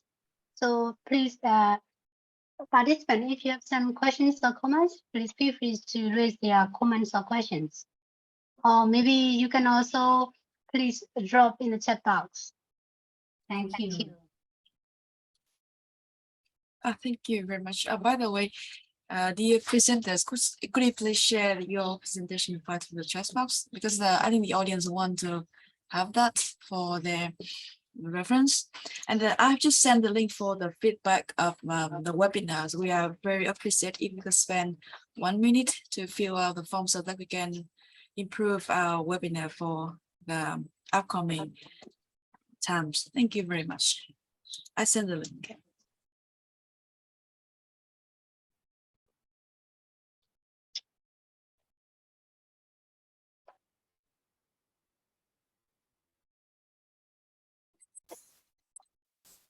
I think you don't have any questions or comments because now we have already the time is already running out. So please allow me to continue to our final presentation. The There final is a presenter question. is. There is a question here. We are very sorry. We are very sorry because the time is already running out. So please, could you please drop in the chat box? Yes, I think the question in the chat box, and then we can discuss during the general discussion. Yes, general discussion. So we have the final general discussion session after all this presentation. So please, can you drop it in the chat box? So please let me invite the final presenter, who is the Dr. Arif Widya Mugo. He works at the Science Education Department, University of Nagari, Samaran, Indonesia. So please, Dr. Arif, the floor is yours. Okay, thank you for the opportunity. Good morning, good afternoon, and good evening, everyone. Can you hear my voice? Hello. We can hear you well. Please go ahead. Good morning. Okay, thank you, Professor Maki, distinguished speaker, Professor Satish Kumar from India, Mr. Emmanuel Banda from Malawi, Dr. Sama from Egypt, and distinguished participant of this webinar. Thank you for the opportunities. In this very special occasion, I would like to deliver my presentation entitled Technology Competencies for Teachers Educator Case in Indonesia. My name is Arif Widiatmoko. I'm from Science Education Study Program, Universitas Negeri Semarang, Indonesia, and my research area is in ICT in education, and then computer simulation, and also learning media. So this is my presentation outline. And the first point that I would like to deliver is the general overview of Indonesia. As you can see here, Indonesia is so huge, consists of 37 provinces. And as you may know that 20% of the national budget is allocated to the education sector. This is very good news because we know that if we want to develop education, it costs expensive. And that's why the parliament decided that 20% of the national budget is allocated to the education sector. And this is the Indonesian national vision, similar with the Egypt. I also want to explain about this one. So the vision of Indonesia 2045 is an Indonesian ideal that set the goal for the country to be a sovereign, advanced, fair, and prosperous nation by its centennial in 2045. It means that, as you can see in the picture, education, one of the part of the important role, for improving the quality of Indonesian human resources to achieve 2045 goals. And then this is the development pillar of Indonesia 2045, consists of human development and mastery of science and technology, sustainable economic development, equitable development, and national resilience and government. And one of pillars are talking about the impartial acceleration of Indonesian citizens' education. And it is related with the teacher professional development, which is educational development strategy, which has aimed to produce the professional teacher and learning method transformation. Okay, so teacher in Indonesia is very important. We know that the progress of a nation depends on the quality of its human resources. Yeah, I believe that you agree with this statement. The quality of human resources is the produced by quality education. Okay, so the produced quality education, teachers are a key success factor. This is show that it is very important to invest in preparing professional teachers who are able to educate the younger generation toward a brighter future for Indonesia. Focus on the teacher education, the Indonesian government prepare for the professional teacher. What is professional teacher?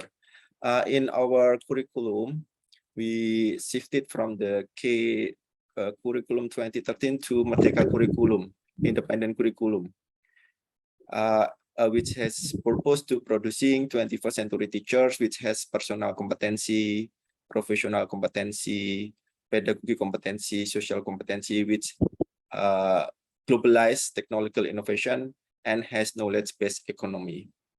Furthermore, this professional teacher must be equipped with future life skills, as known with the 21st century competencies, which is explained before. This is similar with the achieved condition, maybe, reflective thinking skills, creative thinking skill, collaboration and communication skills, and using ICT, literacy with ICT. So this is the pre-service teacher or student teacher that must have in the future. So related to using ICT or literacy with ICT, related with this topic webinar is technology competency.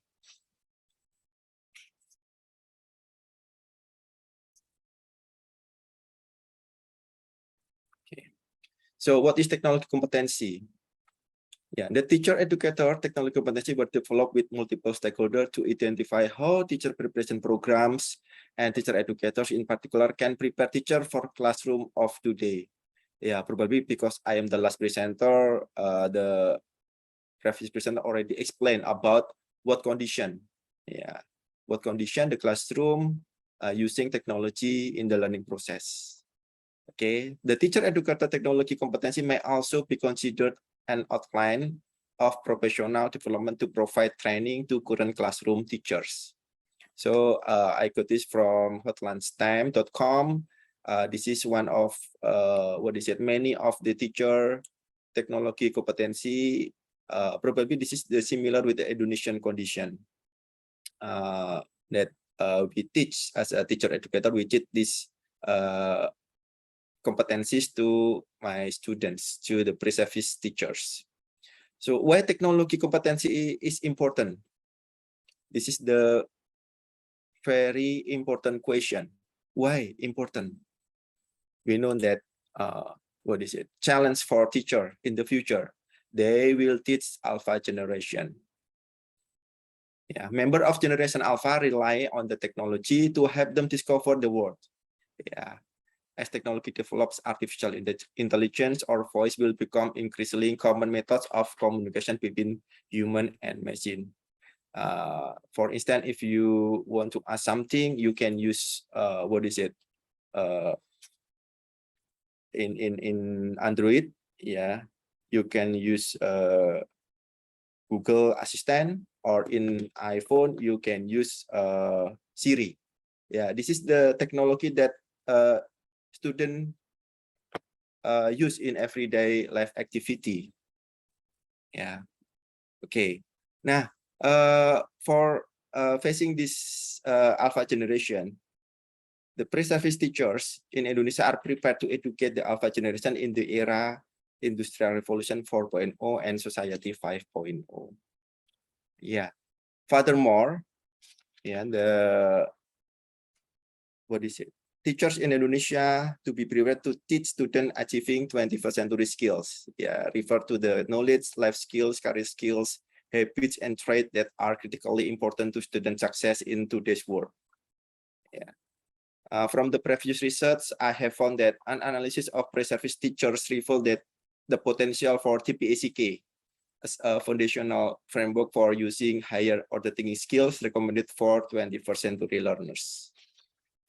So as you can see in the picture, this is 21st century skill that consists of foundational literacies, competencies, and character qualities. And then I move to the role of teacher educator.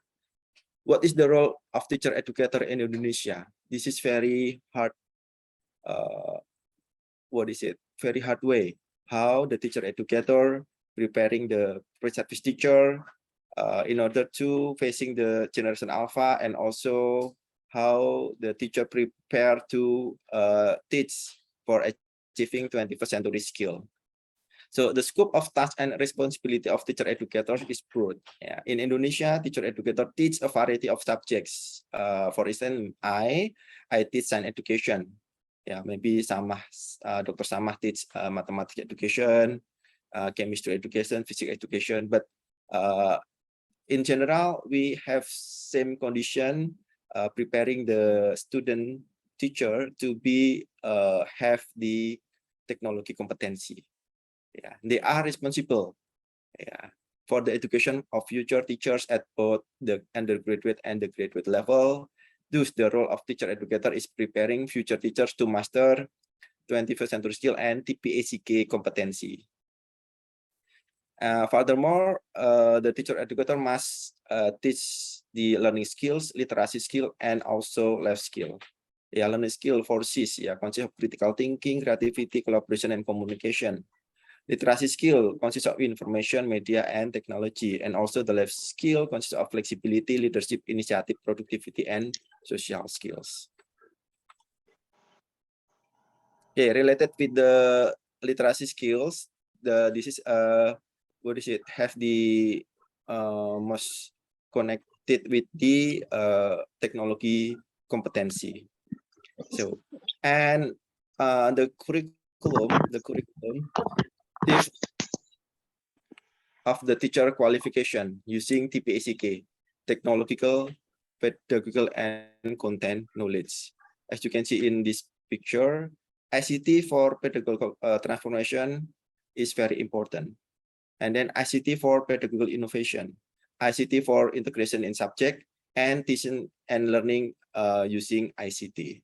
So this is the framework how the curriculum in the university, what is it, must develop this kind of TPACK framework to teach the student teacher or pre-service teacher.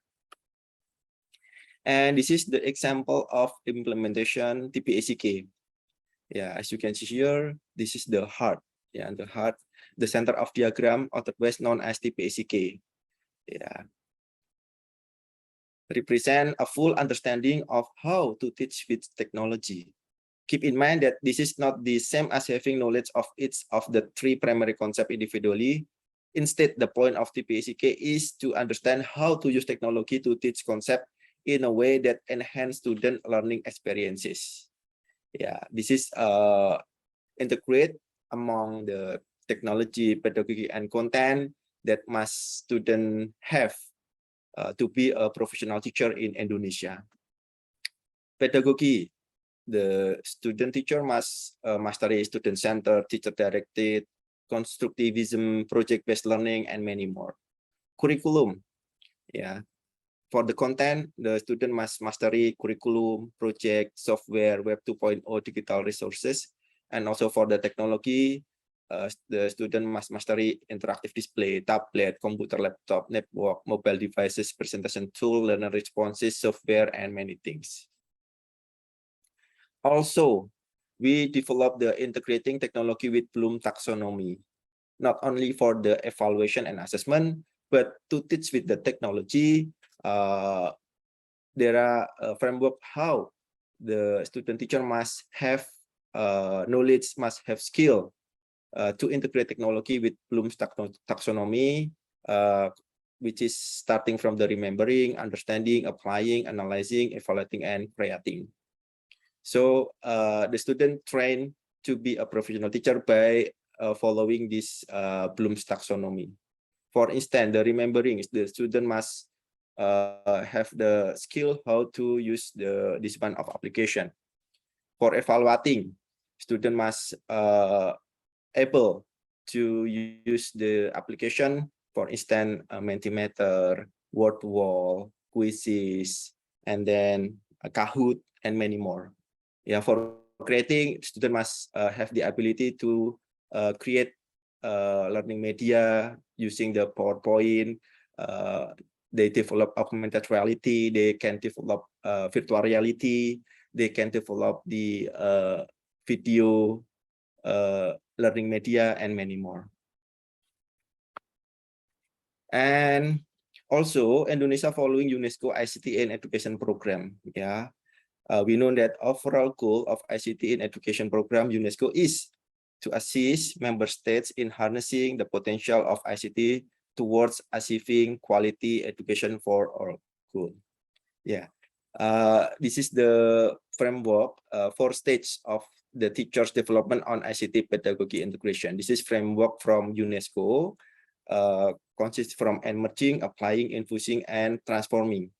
And this framework is adopted by Indonesian government following UNESCO ICT in Education program. Yeah, in the beginning of 2021, Indonesian government launched Pembati, program Pembati, stands for ICT-based learning. It's a teacher ICT competency improvement program that refers to the UNESCO teacher ICT competency improvement framework. Yeah, and this ICT competency standard consists of 4 levels, namely literacy level, as you can see here, literacy level, and then implementation level, creation level, and sharing and collaboration, or called with 4E leveling. Yeah, and this is the second year. Probably around 70% of the teacher educators and also teacher join this program. Yeah, in order to improve their technology competency. This is the most important program in Indonesia that launched by the Indonesian government. And also not only this program, yeah, the Indonesian government also provide this kind of application. For instance, learning resources. Yeah, if you open this website, for instance, I open this website, I can download it many learning resources starting from ebook, and then learning video, and then PowerPoint for the learning media, and then augmented reality, and then virtual reality, and many more. So the Indonesian government provide the learning resources starting from the basic level into higher education level. So this is very complete learning resource that provided by Indonesian government. And also the Indonesian government provide virtual classroom. Yeah, it called the LMS. As we know that there are several LMS that can be used for free. Yeah, Google Classroom, Edmodo. Yeah, but the Indonesian government provide the virtual classroom and also virtual laboratorium because of the effect COVID pandemic. Yeah, COVID-19 pandemic. The student cannot conduct the experiment in the laboratory. That's why the Indonesian government provide virtual laboratorium, and that consists of many experiment, yeah, that can be used by teacher and student. And for learning social science, Indonesia also provide culture map, school textbooks, and then space quiz, yeah, for learning the astronomy. So, and then for the language and literacy, the Indonesian government also provide the learning resources and also game. Yeah, because we know that digital-based learning nowadays is growing up with a lot of number research, yeah, related with the gamification. That's why several educational game have been developed by the Indonesian government in order to to use, yeah, by the student. Yeah, and this is the screenshot of the program. And I think that's all for my presentation. Thank you. And the last statement that I would like to say is education is the most powerful weapon which you can use to change the world. Yeah, this is from Nelson Mandela. Okay, this is the material edition for the teachers, educator, and also student teachers. They must master this kind of application. So video conference, and then learning media, LMS, Google Classroom, Microsoft Teams, Edmodo, Schoology. This is the free website for the learning sources. And this is for the evaluation and quizzes, Google Form, Microsoft Form, Kahoot, Mentimeter quizzes, Blackboard, and many more. Okay, thank you very much for your attention. I return back to the moderator. Thank you very much for your excellent presentation. And I think we have 5 more minutes for Q&A session for Dr. Arif. So if you have some questions or comments, please raise your questions or comments in this session. Thank you.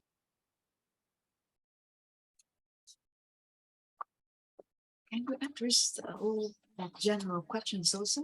Because we can combine this 5 minutes with the general discussion. So, okay.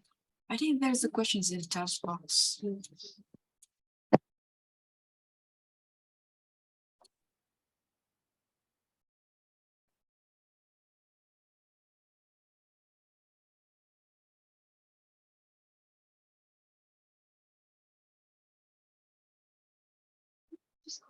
Okay, so I think if you don't have questions or comments for this presenter, maybe we can combine these 5 minutes to the general discussion session.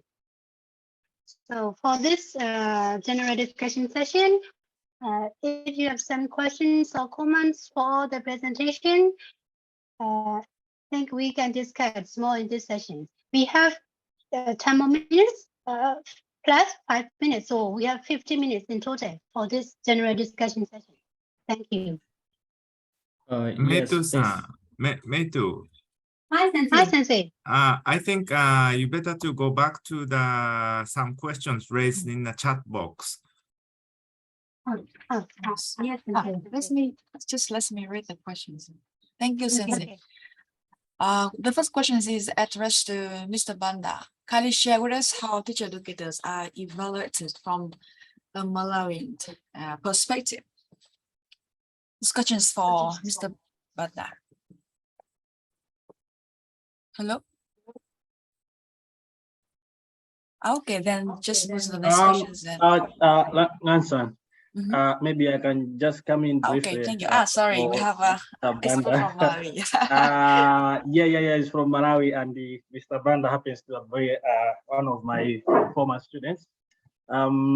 So just briefly, we are required to administer a questionnaire, not lecturers per se, but the Office of the Director of Quality Assurance, for example, at the University of Malawi, has to administer a questionnaire for students to evaluate our teaching. So that is one of the requirements, and the aim is the feedback should help us to improve our teaching and at the same time improve the programs that we offer. I thought I should say something in response to that question.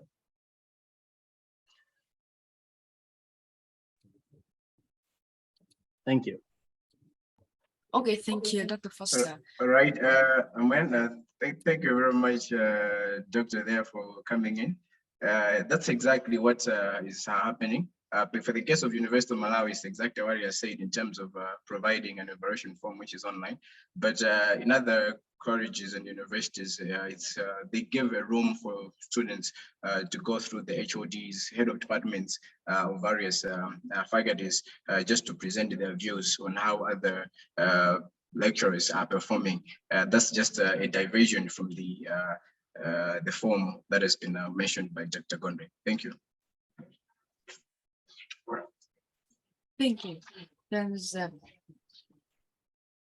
Can we move to the next question? I think we also have another questions.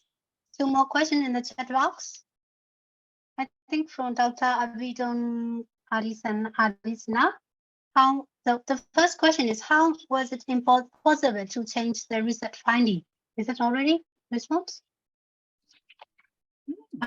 How is it possible to change the research finding in Malawi with the student teacher not having higher competency than their educators? In the chat box, we have 2 questions. All right, thank you. I think the questions are addressing to me. Okay. Well, most colleges have adopted, or they are providing ICT courses in the first year. So when the students go for their education programs. In first year, they are offered an ICT course that is to help them to go through different technology things altogether. So you learn everything in terms of word processing, PowerPoint, as well as Fabricia, and anything that is to help the students going through the internet, how to use the internet, how to be able to search information, and how to be able to use the rightful information that is presented. As we know, technology is there for us, it's good, but so many information is over the internet. However, how is that supposed to be filtered in for this? So they are taught to do that. Another way is to students are given tasks, assignments that I have to work collaboratively. In my presentation, I make mention of us being given an assignment whereby we're working in a group setting. I come up with an instruction that the technology presentation that would incorporate different technology competencies that others have. So during the collaboration itself, we kind of help each other in the collaboration as student teachers in doing so. So that actually lifts up those that are lagging behind. And also one of the important things aspect is the teacher educator himself taking a proactive role in helping the students who are lagging behind just to be at the same level as everyone else. So that is how the status quo has been changing over the past few years. Thank you. Thank you. I hope this responds to the questions in the chat box. So I think I also found one raised hand from Dr. Angun. So can you please raise your questions or comments, Dr. Angun? Okay, thank you. Can you hear me properly? Yes, well, I can hear you well. Yeah, hi everyone. My name is Agung Purwodian. I'm Indonesian, and I would like to discuss with all the presenter here. I would like to start by arguing that I think technology competencies are very challenging for teacher of teachers. Why? Because it seems to me that it's not that clear that it's like we do not set up the first thing that must be there. What do I mean is we have to set up our learning purpose first or educational purpose in advance before we talk about technological competence or the something like skill. Because if I would like to illustrate, if I want to go to Tokyo from Hiroshima, right? Tokyo is the purpose, right? And then from Hiroshima, I can decide what kind of instrument that I can use or vehicle that I use to get into the Tokyo over there. And then we discuss now about technological competence without deciding what learning purpose that we want to have. Are we going to make our student know everything? Or are we going to make our student expert on coding, for example? Are we going to make our student or teacher of teacher to understand the teaching method? So because the technological competence now there is very tricky, right? We know exactly, right? Teacher of teacher must understand how to operate, how to master this thing, right? But we need more that. I mean, we need beyond that things, right? Because nowadays students can know everything just using smartphone, right? They can access the information everywhere, right? So I think teacher of teacher, the role of teacher nowadays can be replaced even by the technology if they do not change the way how they train the teacher or how they encourage teacher to improve their teaching skill. So my question to all the presenter is, what kind of teacher that cannot be replaced by the technology? Thank you. Very good question.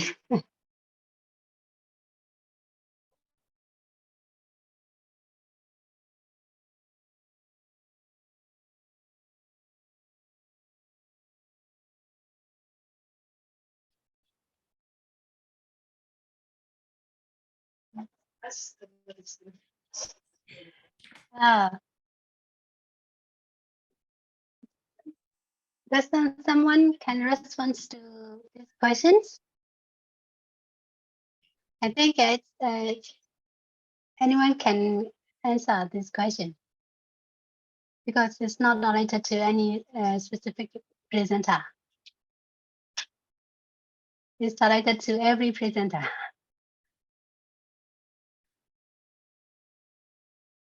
I'm sorry, just we want to have like discussion. Right. If I got it correct, the question is to say what kind of teacher educator cannot be replaced by technology? Well, in my understanding, I don't think technology is going to replace a teacher. A teacher plays a bigger role in the teaching of the profession. You can have every resource that is there, but a teacher or teacher educator is the one who provides direction, is the one who facilitates what information is required, what skills are necessary. But the internet is flooded with so much information, is flooded with so much things that anyone can be able to use. People now can be able to learn on their own in their homes, on their fingertips, so many online courses. But who is designing those instructions? Okay, there is a teacher behind. You can get all those information online without someone else, who in this case is a teacher, being able to provide such. So I don't think that technology is going to replace the teacher of teachers, because they are playing a very big role in the instruction design itself, in the curriculum design itself. That is my view as from this side. Thank you. Thank you, Doctor.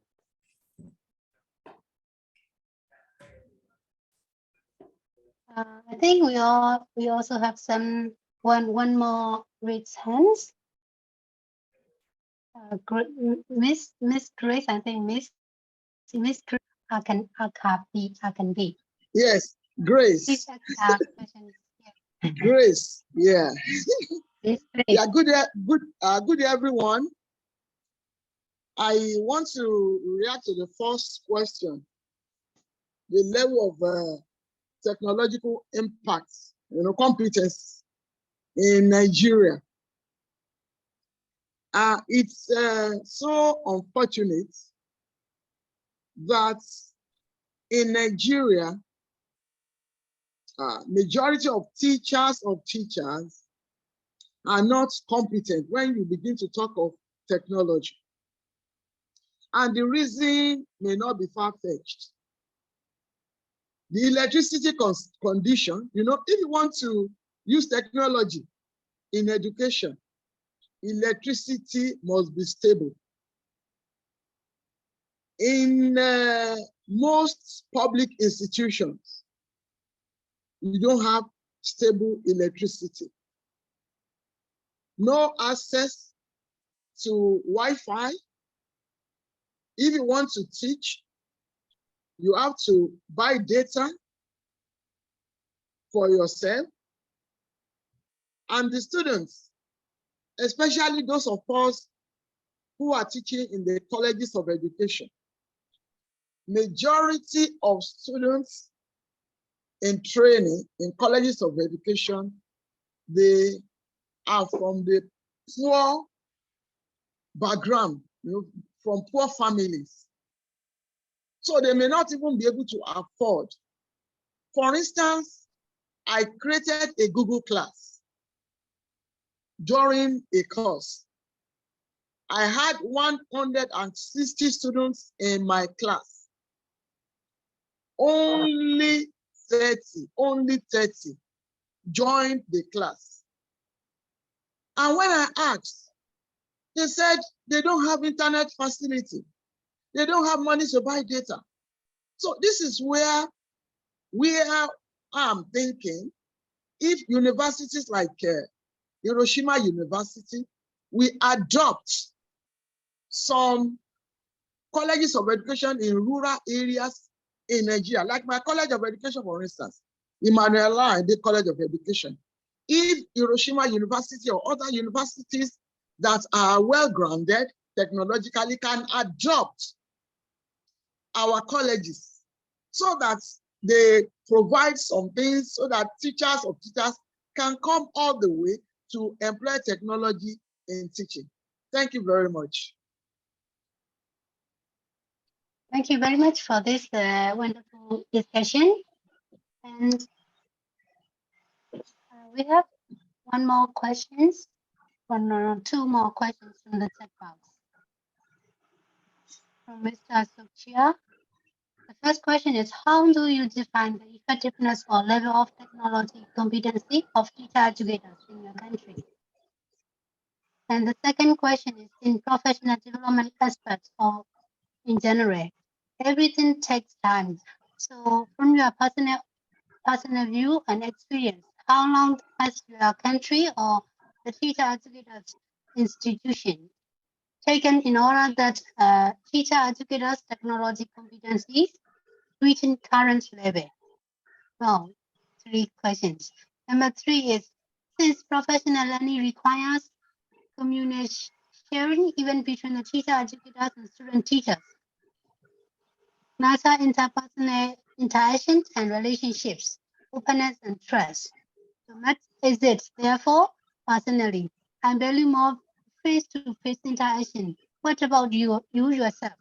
Between face-to-face and virtual interaction, which one do you value more? So these are the 3 questions from Mr. Sukchia. I would like to invite Professor Dr. Satish for the first question.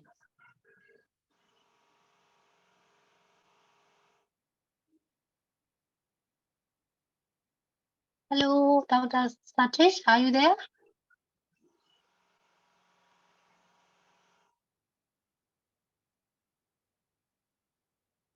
Yes, ma'am. Yes, ma'am. Okay. Thank you. Thank you, We ma'am. can Thank hear you. you. Yes, ma'am. Sorry, ma'am. I have not listened properly. If you're asking something. Yes, we have the questions from Mr. Sukchia. The question is, how do you define the effectiveness or level of technology competency of teacher educators in your country? Yeah, ma'am, actually in India, now we are under National Education Policy 2020. And in this, we are going with the performance test rather than the knowledge testing of the students.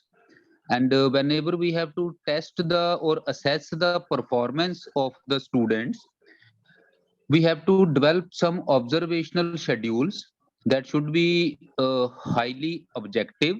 And in this way, on the paper pencil, the record keeping is very much tough.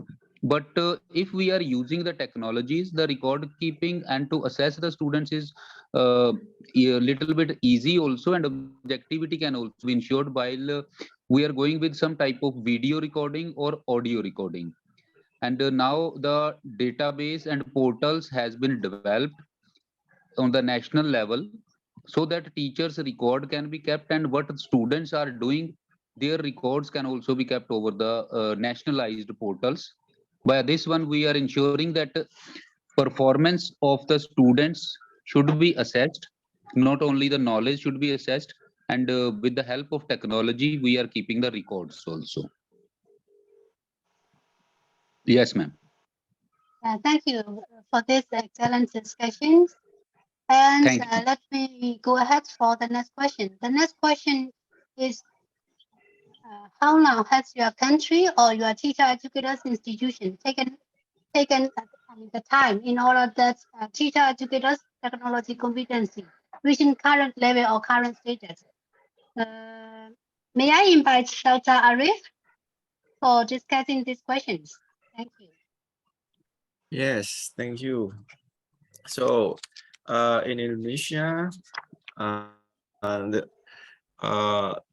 the curriculum changed by integrating technology since 2016, and then shift again in 2013, and now shift again in 2022. It means that the government have been trying to inject the technology competencies to the curriculum. So in the curriculum that have been developed by Indonesian government, there is a must that the student teacher must mastery the technology competency. So if I calculate it, it needs about what is it, 2006 until now. Yeah, probably 14 years. So yeah, in the beginning, I have explained that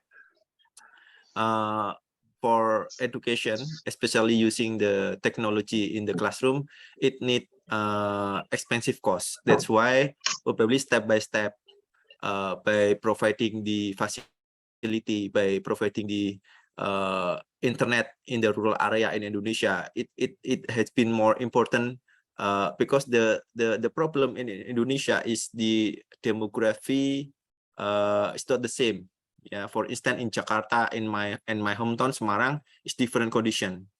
Yeah, that's why the government try to make the condition similar. This is what the Indonesian government do for reaching the level or the status of the teacher educator mastering the technology competency. Thank you. I return back to you, my Tu Kwai-sang. Thank you very much for this important and wonderful discussions. And we have the last questions from Mr. Sochia. So the last question is, he personally value more face-to-face interaction, but he would like to know between face-to-face and virtual interaction, which one do you value more? And may I ask Dr. Samash for discussion of this question? Thank you.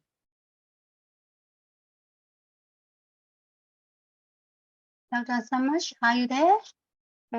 Me? Yes. Okay. So actually, if you want to ask me which one is better, I think I don't have a clear idea, but at least we have to combine both ideas. Like sometimes we need to discuss or kind of communicate with our students face to face, and some other standards we cannot accomplish by just using face to face. Like today webinar, we need to understand the Malawian context or Japanese context or Indonesian context. So we need such interaction. So by blending like face-to-face learning and also online learning or technology integration, we can get better learning outcomes, something like this. That's my answer for the question. Thank you. Thank you. How about Ms. Smart? Would you like to add some more ideas for these questions? Ms. Smart. The co-presenter of Dr. Samash. I'm not sure she's here or not. So, okay. Okay, thank you. Thank you very much for this wonderful discussion. And dear participants, do you have more questions or comments for the presentation?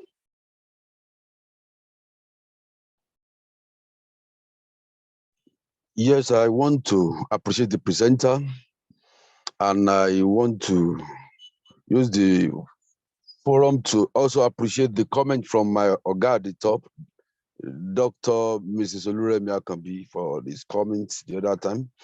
I want to corroborate what she commented. The pre-service teachers here have a apathetic disposition towards using technology. But notwithstanding, there are research findings from Okebukola 2021, Gambari 2021, and many other researchers submitting the report that pre-service teachers, students in general, even secondary school students, they are more prone to be technological savvy than even their teachers. So I've been in the mood of how can we bridge that gap, the gap between the teachers and the pre-service teacher, because I put also a general question on the platform, on the chat box. The general question is, who are the who are the student teachers? Are we saying that lecturers that are professors in university are not student teachers? Are we saying lecturers in College of Education, Polytechnic, they are not student teachers? I want us to reconceptualize the ideology behind the use of the word student teachers. All of us are dealing with students and we are their teachers. So we are student teachers. Invariably, by the time we designate our teacher in training as student teacher, then who are we then? Are we not their teachers too? Are we not also student teachers? So these students are better addressed as pre-service teachers. They are yet to be regular in-service teachers. They are yet to be in the regular teaching learning process. They are being tested to see their fitness and suitability for future recruitment.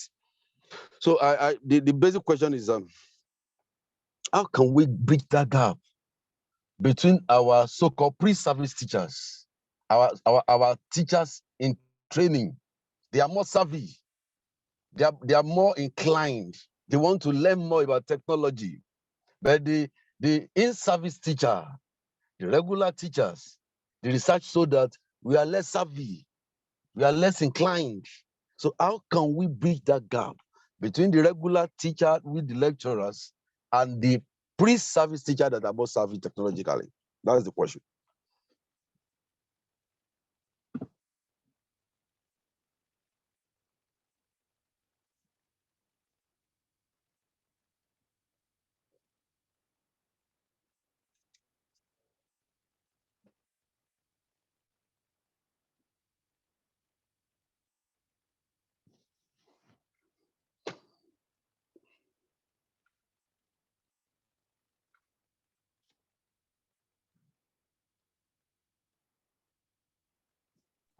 Oh, thank you. Foster-san and Mercy-san, I think you have two experts in the fields of technology for teacher educators. So could you please help to address these questions? And also, because we are running out of time, so we are very appreciate that if Foster-san can give the answers to the question and also the closing remarks for the webinars. Thank you very much.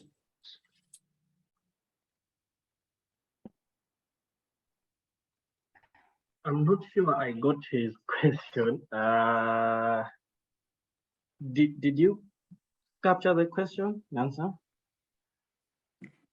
Dr. The gap Foster between... is gone. Okay. Okay, thank you. Actually, if I understood well the question, you mean you have a gap. I'm not sure which context you are talking about, the Nigerian context or which context, but you mean that you have a gap between the in-service teacher training and pre-service teacher training. You mean so? You are very correct. Okay. So actually, if I reflect on our context, the Egyptian context, we have a teacher education program for pre-service teacher. And usually we try to implement the technology a little bit faster, like after COVID-19, the crisis of COVID-19. But for the in-service teachers, they still do the kind of traditional practices, like using face-to-face, and there is no technological tools, there is no a smart board, is something like this. But at least to minimize this gap, we try to make kind of professional development session. So we have a like compulsory session which in-service teachers should practice or should engage in such session in order to train them how to use technology. In this way, we can try to minimize the gap. But I think the main problem in this situation is not knowledge about technology, even not the skills how they use technology, but their attitudes. They don't believe that the technology can get good learning outcomes. So in this case, we have to really understand or try to unpack their beliefs in order to change this situation. Do you agree that the main problem is teachers' belief? Exactly. Okay. Exactly. The belief is the main issue. Mm-hmm. So Maybe in to that just sense, mm-hmm. Okay, Dr. Mercy, please, please continue.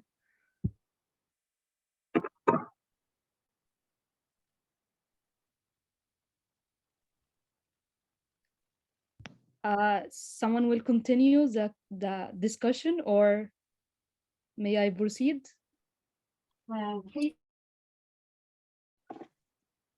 Of course, I can just comment a few from the Malawi context.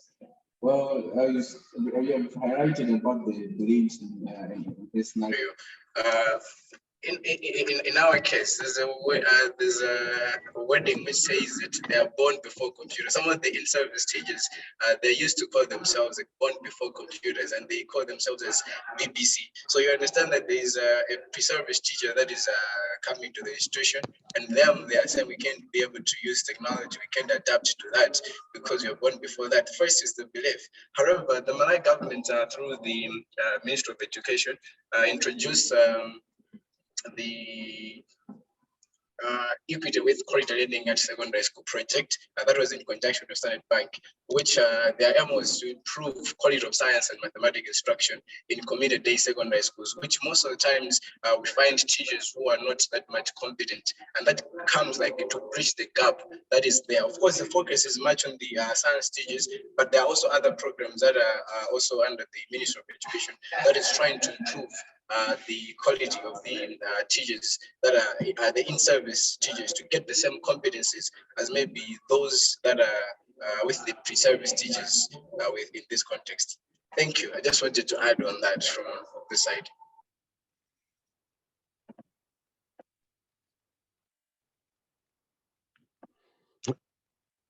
If I may come in to look at the comment given on the issue already raised as regard the belief system.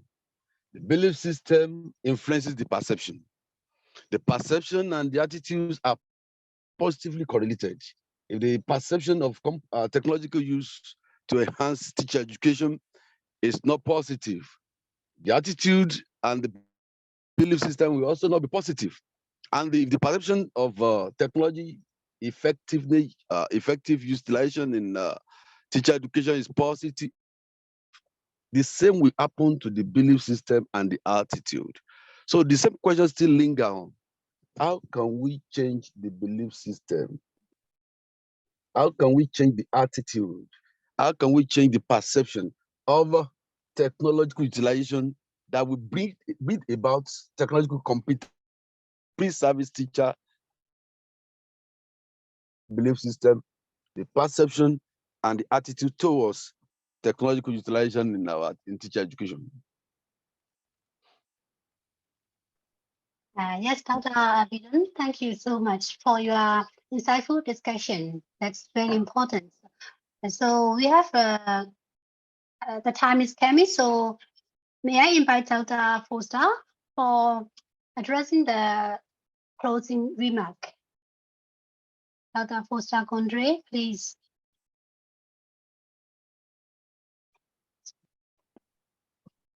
Thank you, Meito-san. I hope you can hear me.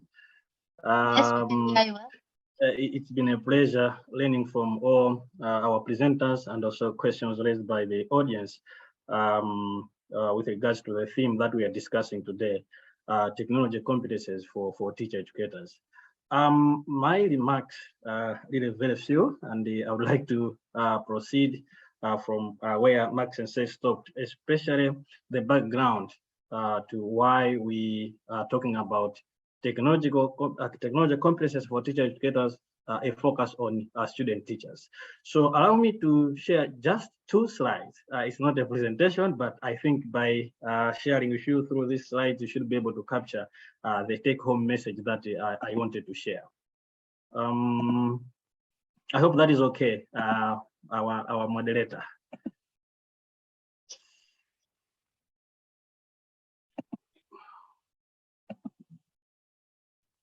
Right, can you see my slide? Yes.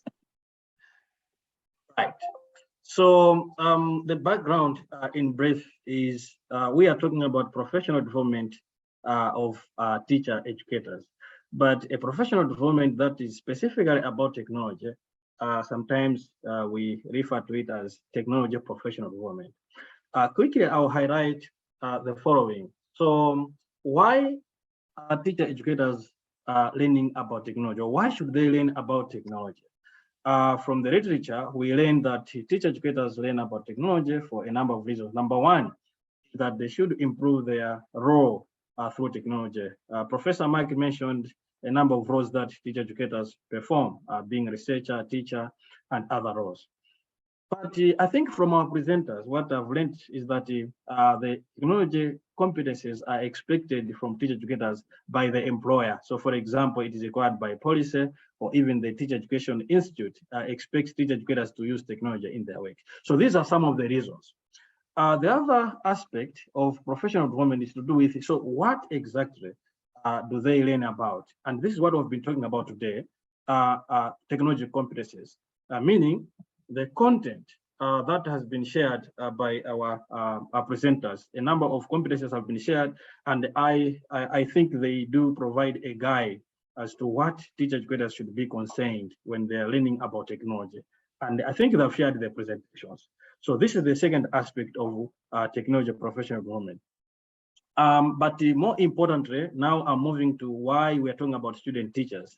So how do teacher educators learn about technology? I mean, or any other thing that they would like to know. A number of activities, according to literature, teacher educators learn from workshops, they learn from seminars. For example, this webinar is meant to share experiences from different contexts. Dr. Sama mentioned the importance of context when it comes to learning about about professional development of teacher educators. But they also learn from upgrading programs.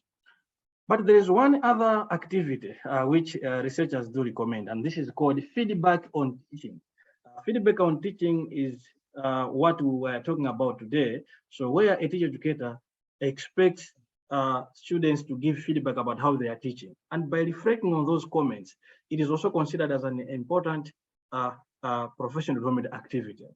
So our webinar today was concentrating on this activity, specifically feedback on teaching. And you might be wondering why student teachers, why are we concerned about feedback on teaching by student teachers? So according to research, student teachers engagement is considered to be very important when they are learning to teach. Students learn from their own teacher educators, but also from different activities. But when we involve them, they learn better to teach. So but the more we involve them in different activities, for example, the more we get comments about how we are teaching, maybe there are comments on our courses, our curriculum, it promotes student engagement, which in turn improves their learning to teach. So that is why we are focusing on student teachers. In closing, I just wanted to send a warning or some food for thought. That is to say, all those expectations that teacher educators can learn from student teachers, but I think it requires teacher educators to be vulnerable. What does that mean? It means that we should be able to remember that as teacher educators, we are not all knowing. I think this is a starting point, that as teacher educators, we're not all knowing. We can even learn from our own student teachers. That's the basic principle that should guide the learning from student teachers. Otherwise, I'd like to thank you all for the participation and also our presenters. I hope this brief remark, very brief indeed, gives us a food for thought as we think about the learning from student teachers. Thank you so much, our presenters again, and also our moderator. Thank you. Thank you very much, Dr. Foster-Gondre, for this closing remark. And before we close, we would like to extend our sincere appreciation to all our esteemed presenters and also the distinguished participants in this webinar. We hope everyone has a very fruitful time in this webinar, and because all the presentations and all the discussions are very important and crucial in this field. In general, the professional development of teacher educators and the technology competency of teacher educators in particular. So let me express our sincere thanks again to all the participants and all the presenters. Thank you very much. And before we close, we have the photo sessions. And so would you mind turning on your camera, please? We'd like to have a photo together in this webinar. Oh, let me take the photo.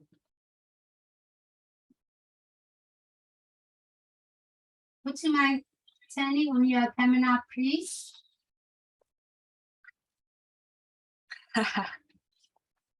Okay, so let me take the photo. I will count from 1 to 3. Okay. 1, 2, 3. What about Professor Satish? Professor Satish, are you there? Why is it not there? It's okay now. Okay, 1, 2, 3. One more. 1, 2, 3. And cool, thank you. I got you all. Thank you very much. Thank you very much once again. And please allow me to remind you all to fill the feedback form for more improvement of our webinar. Thank you very much. And we wish you have a good night and have a good day to everyone. Thank you very much. Thank you to all of you. Many thanks to my colleague, Dr. Samah Al-Bahiri from Egypt. Many thanks to all our senseis and all our colleagues here. Many thanks. Great honor to join to you. Thank you very much. Thank you.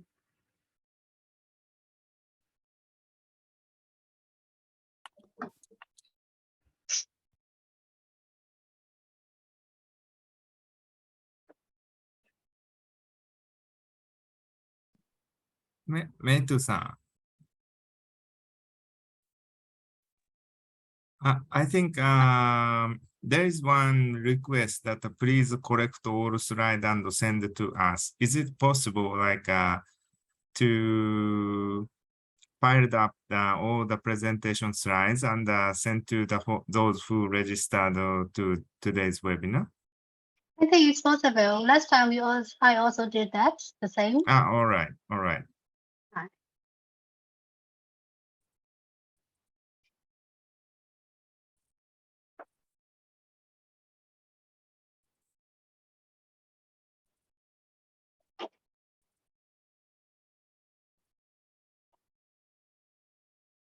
I think we already have received 2 slides. I mean, from two presentation. We already received, but we still need to have more. It's okay. But maybe after combining all those presentations, I can send to everyone who asks and register. Metu-san, we already received the 3, no? Let me check.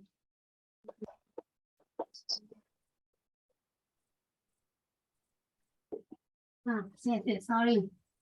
I missed one. Yes, I found that one now. Okay. Professor Satish. Satishi. Yes, sir. Yes, sir.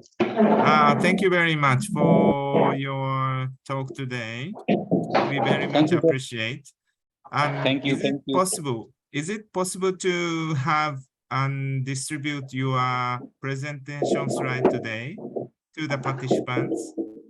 Yes. Actually, I will send, if it is possible, that I will send this one to Dr. Faust, so he will circulate the things. Yes, thank you very much. I will do, sir. Thank you very much. Thank you, sir. Thank you. Thanks a lot. Thank you very much. Thank you.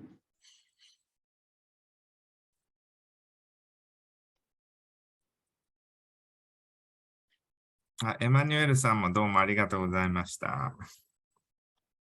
Hello, Mr. Emmanuel.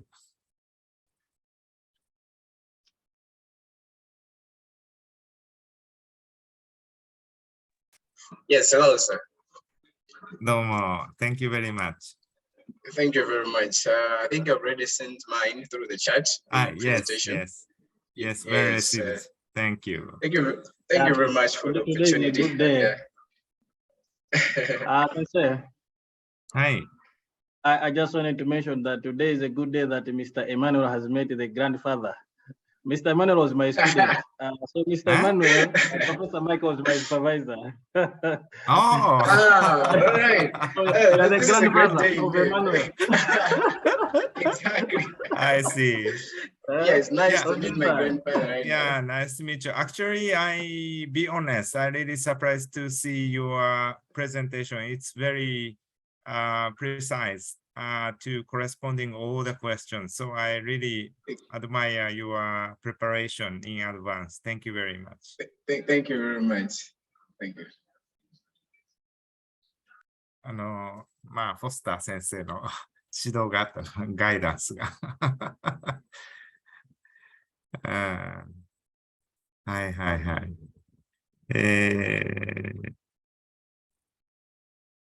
マーシーさん、もうおらんのかね。マーシーis not there?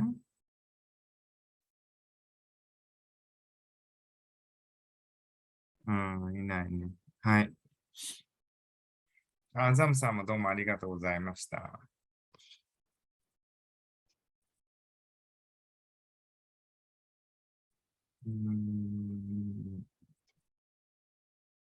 MC、メトさん。Hi, Sensei. So what should we do? The webinar is already closed, and should we discuss for the next webinar? I think we can have another session. I mean, maybe we can set the date and time for reflection and also setting the next webinar topic. Yes, Sensei. はい。はい。So, それじゃあ今日はいいんじゃないでしょうか。thank you very じゃあ much. 締めてください。Yeah, thank you. はい、よくできました。Thank you very much. よくできました。Maybe we continue technology.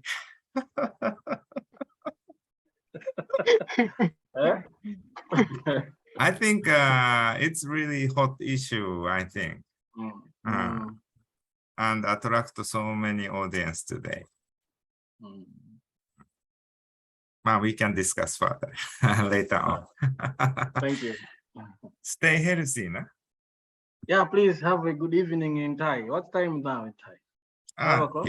It's nearly 6 and good for dinner time. And maybe Japan is very late.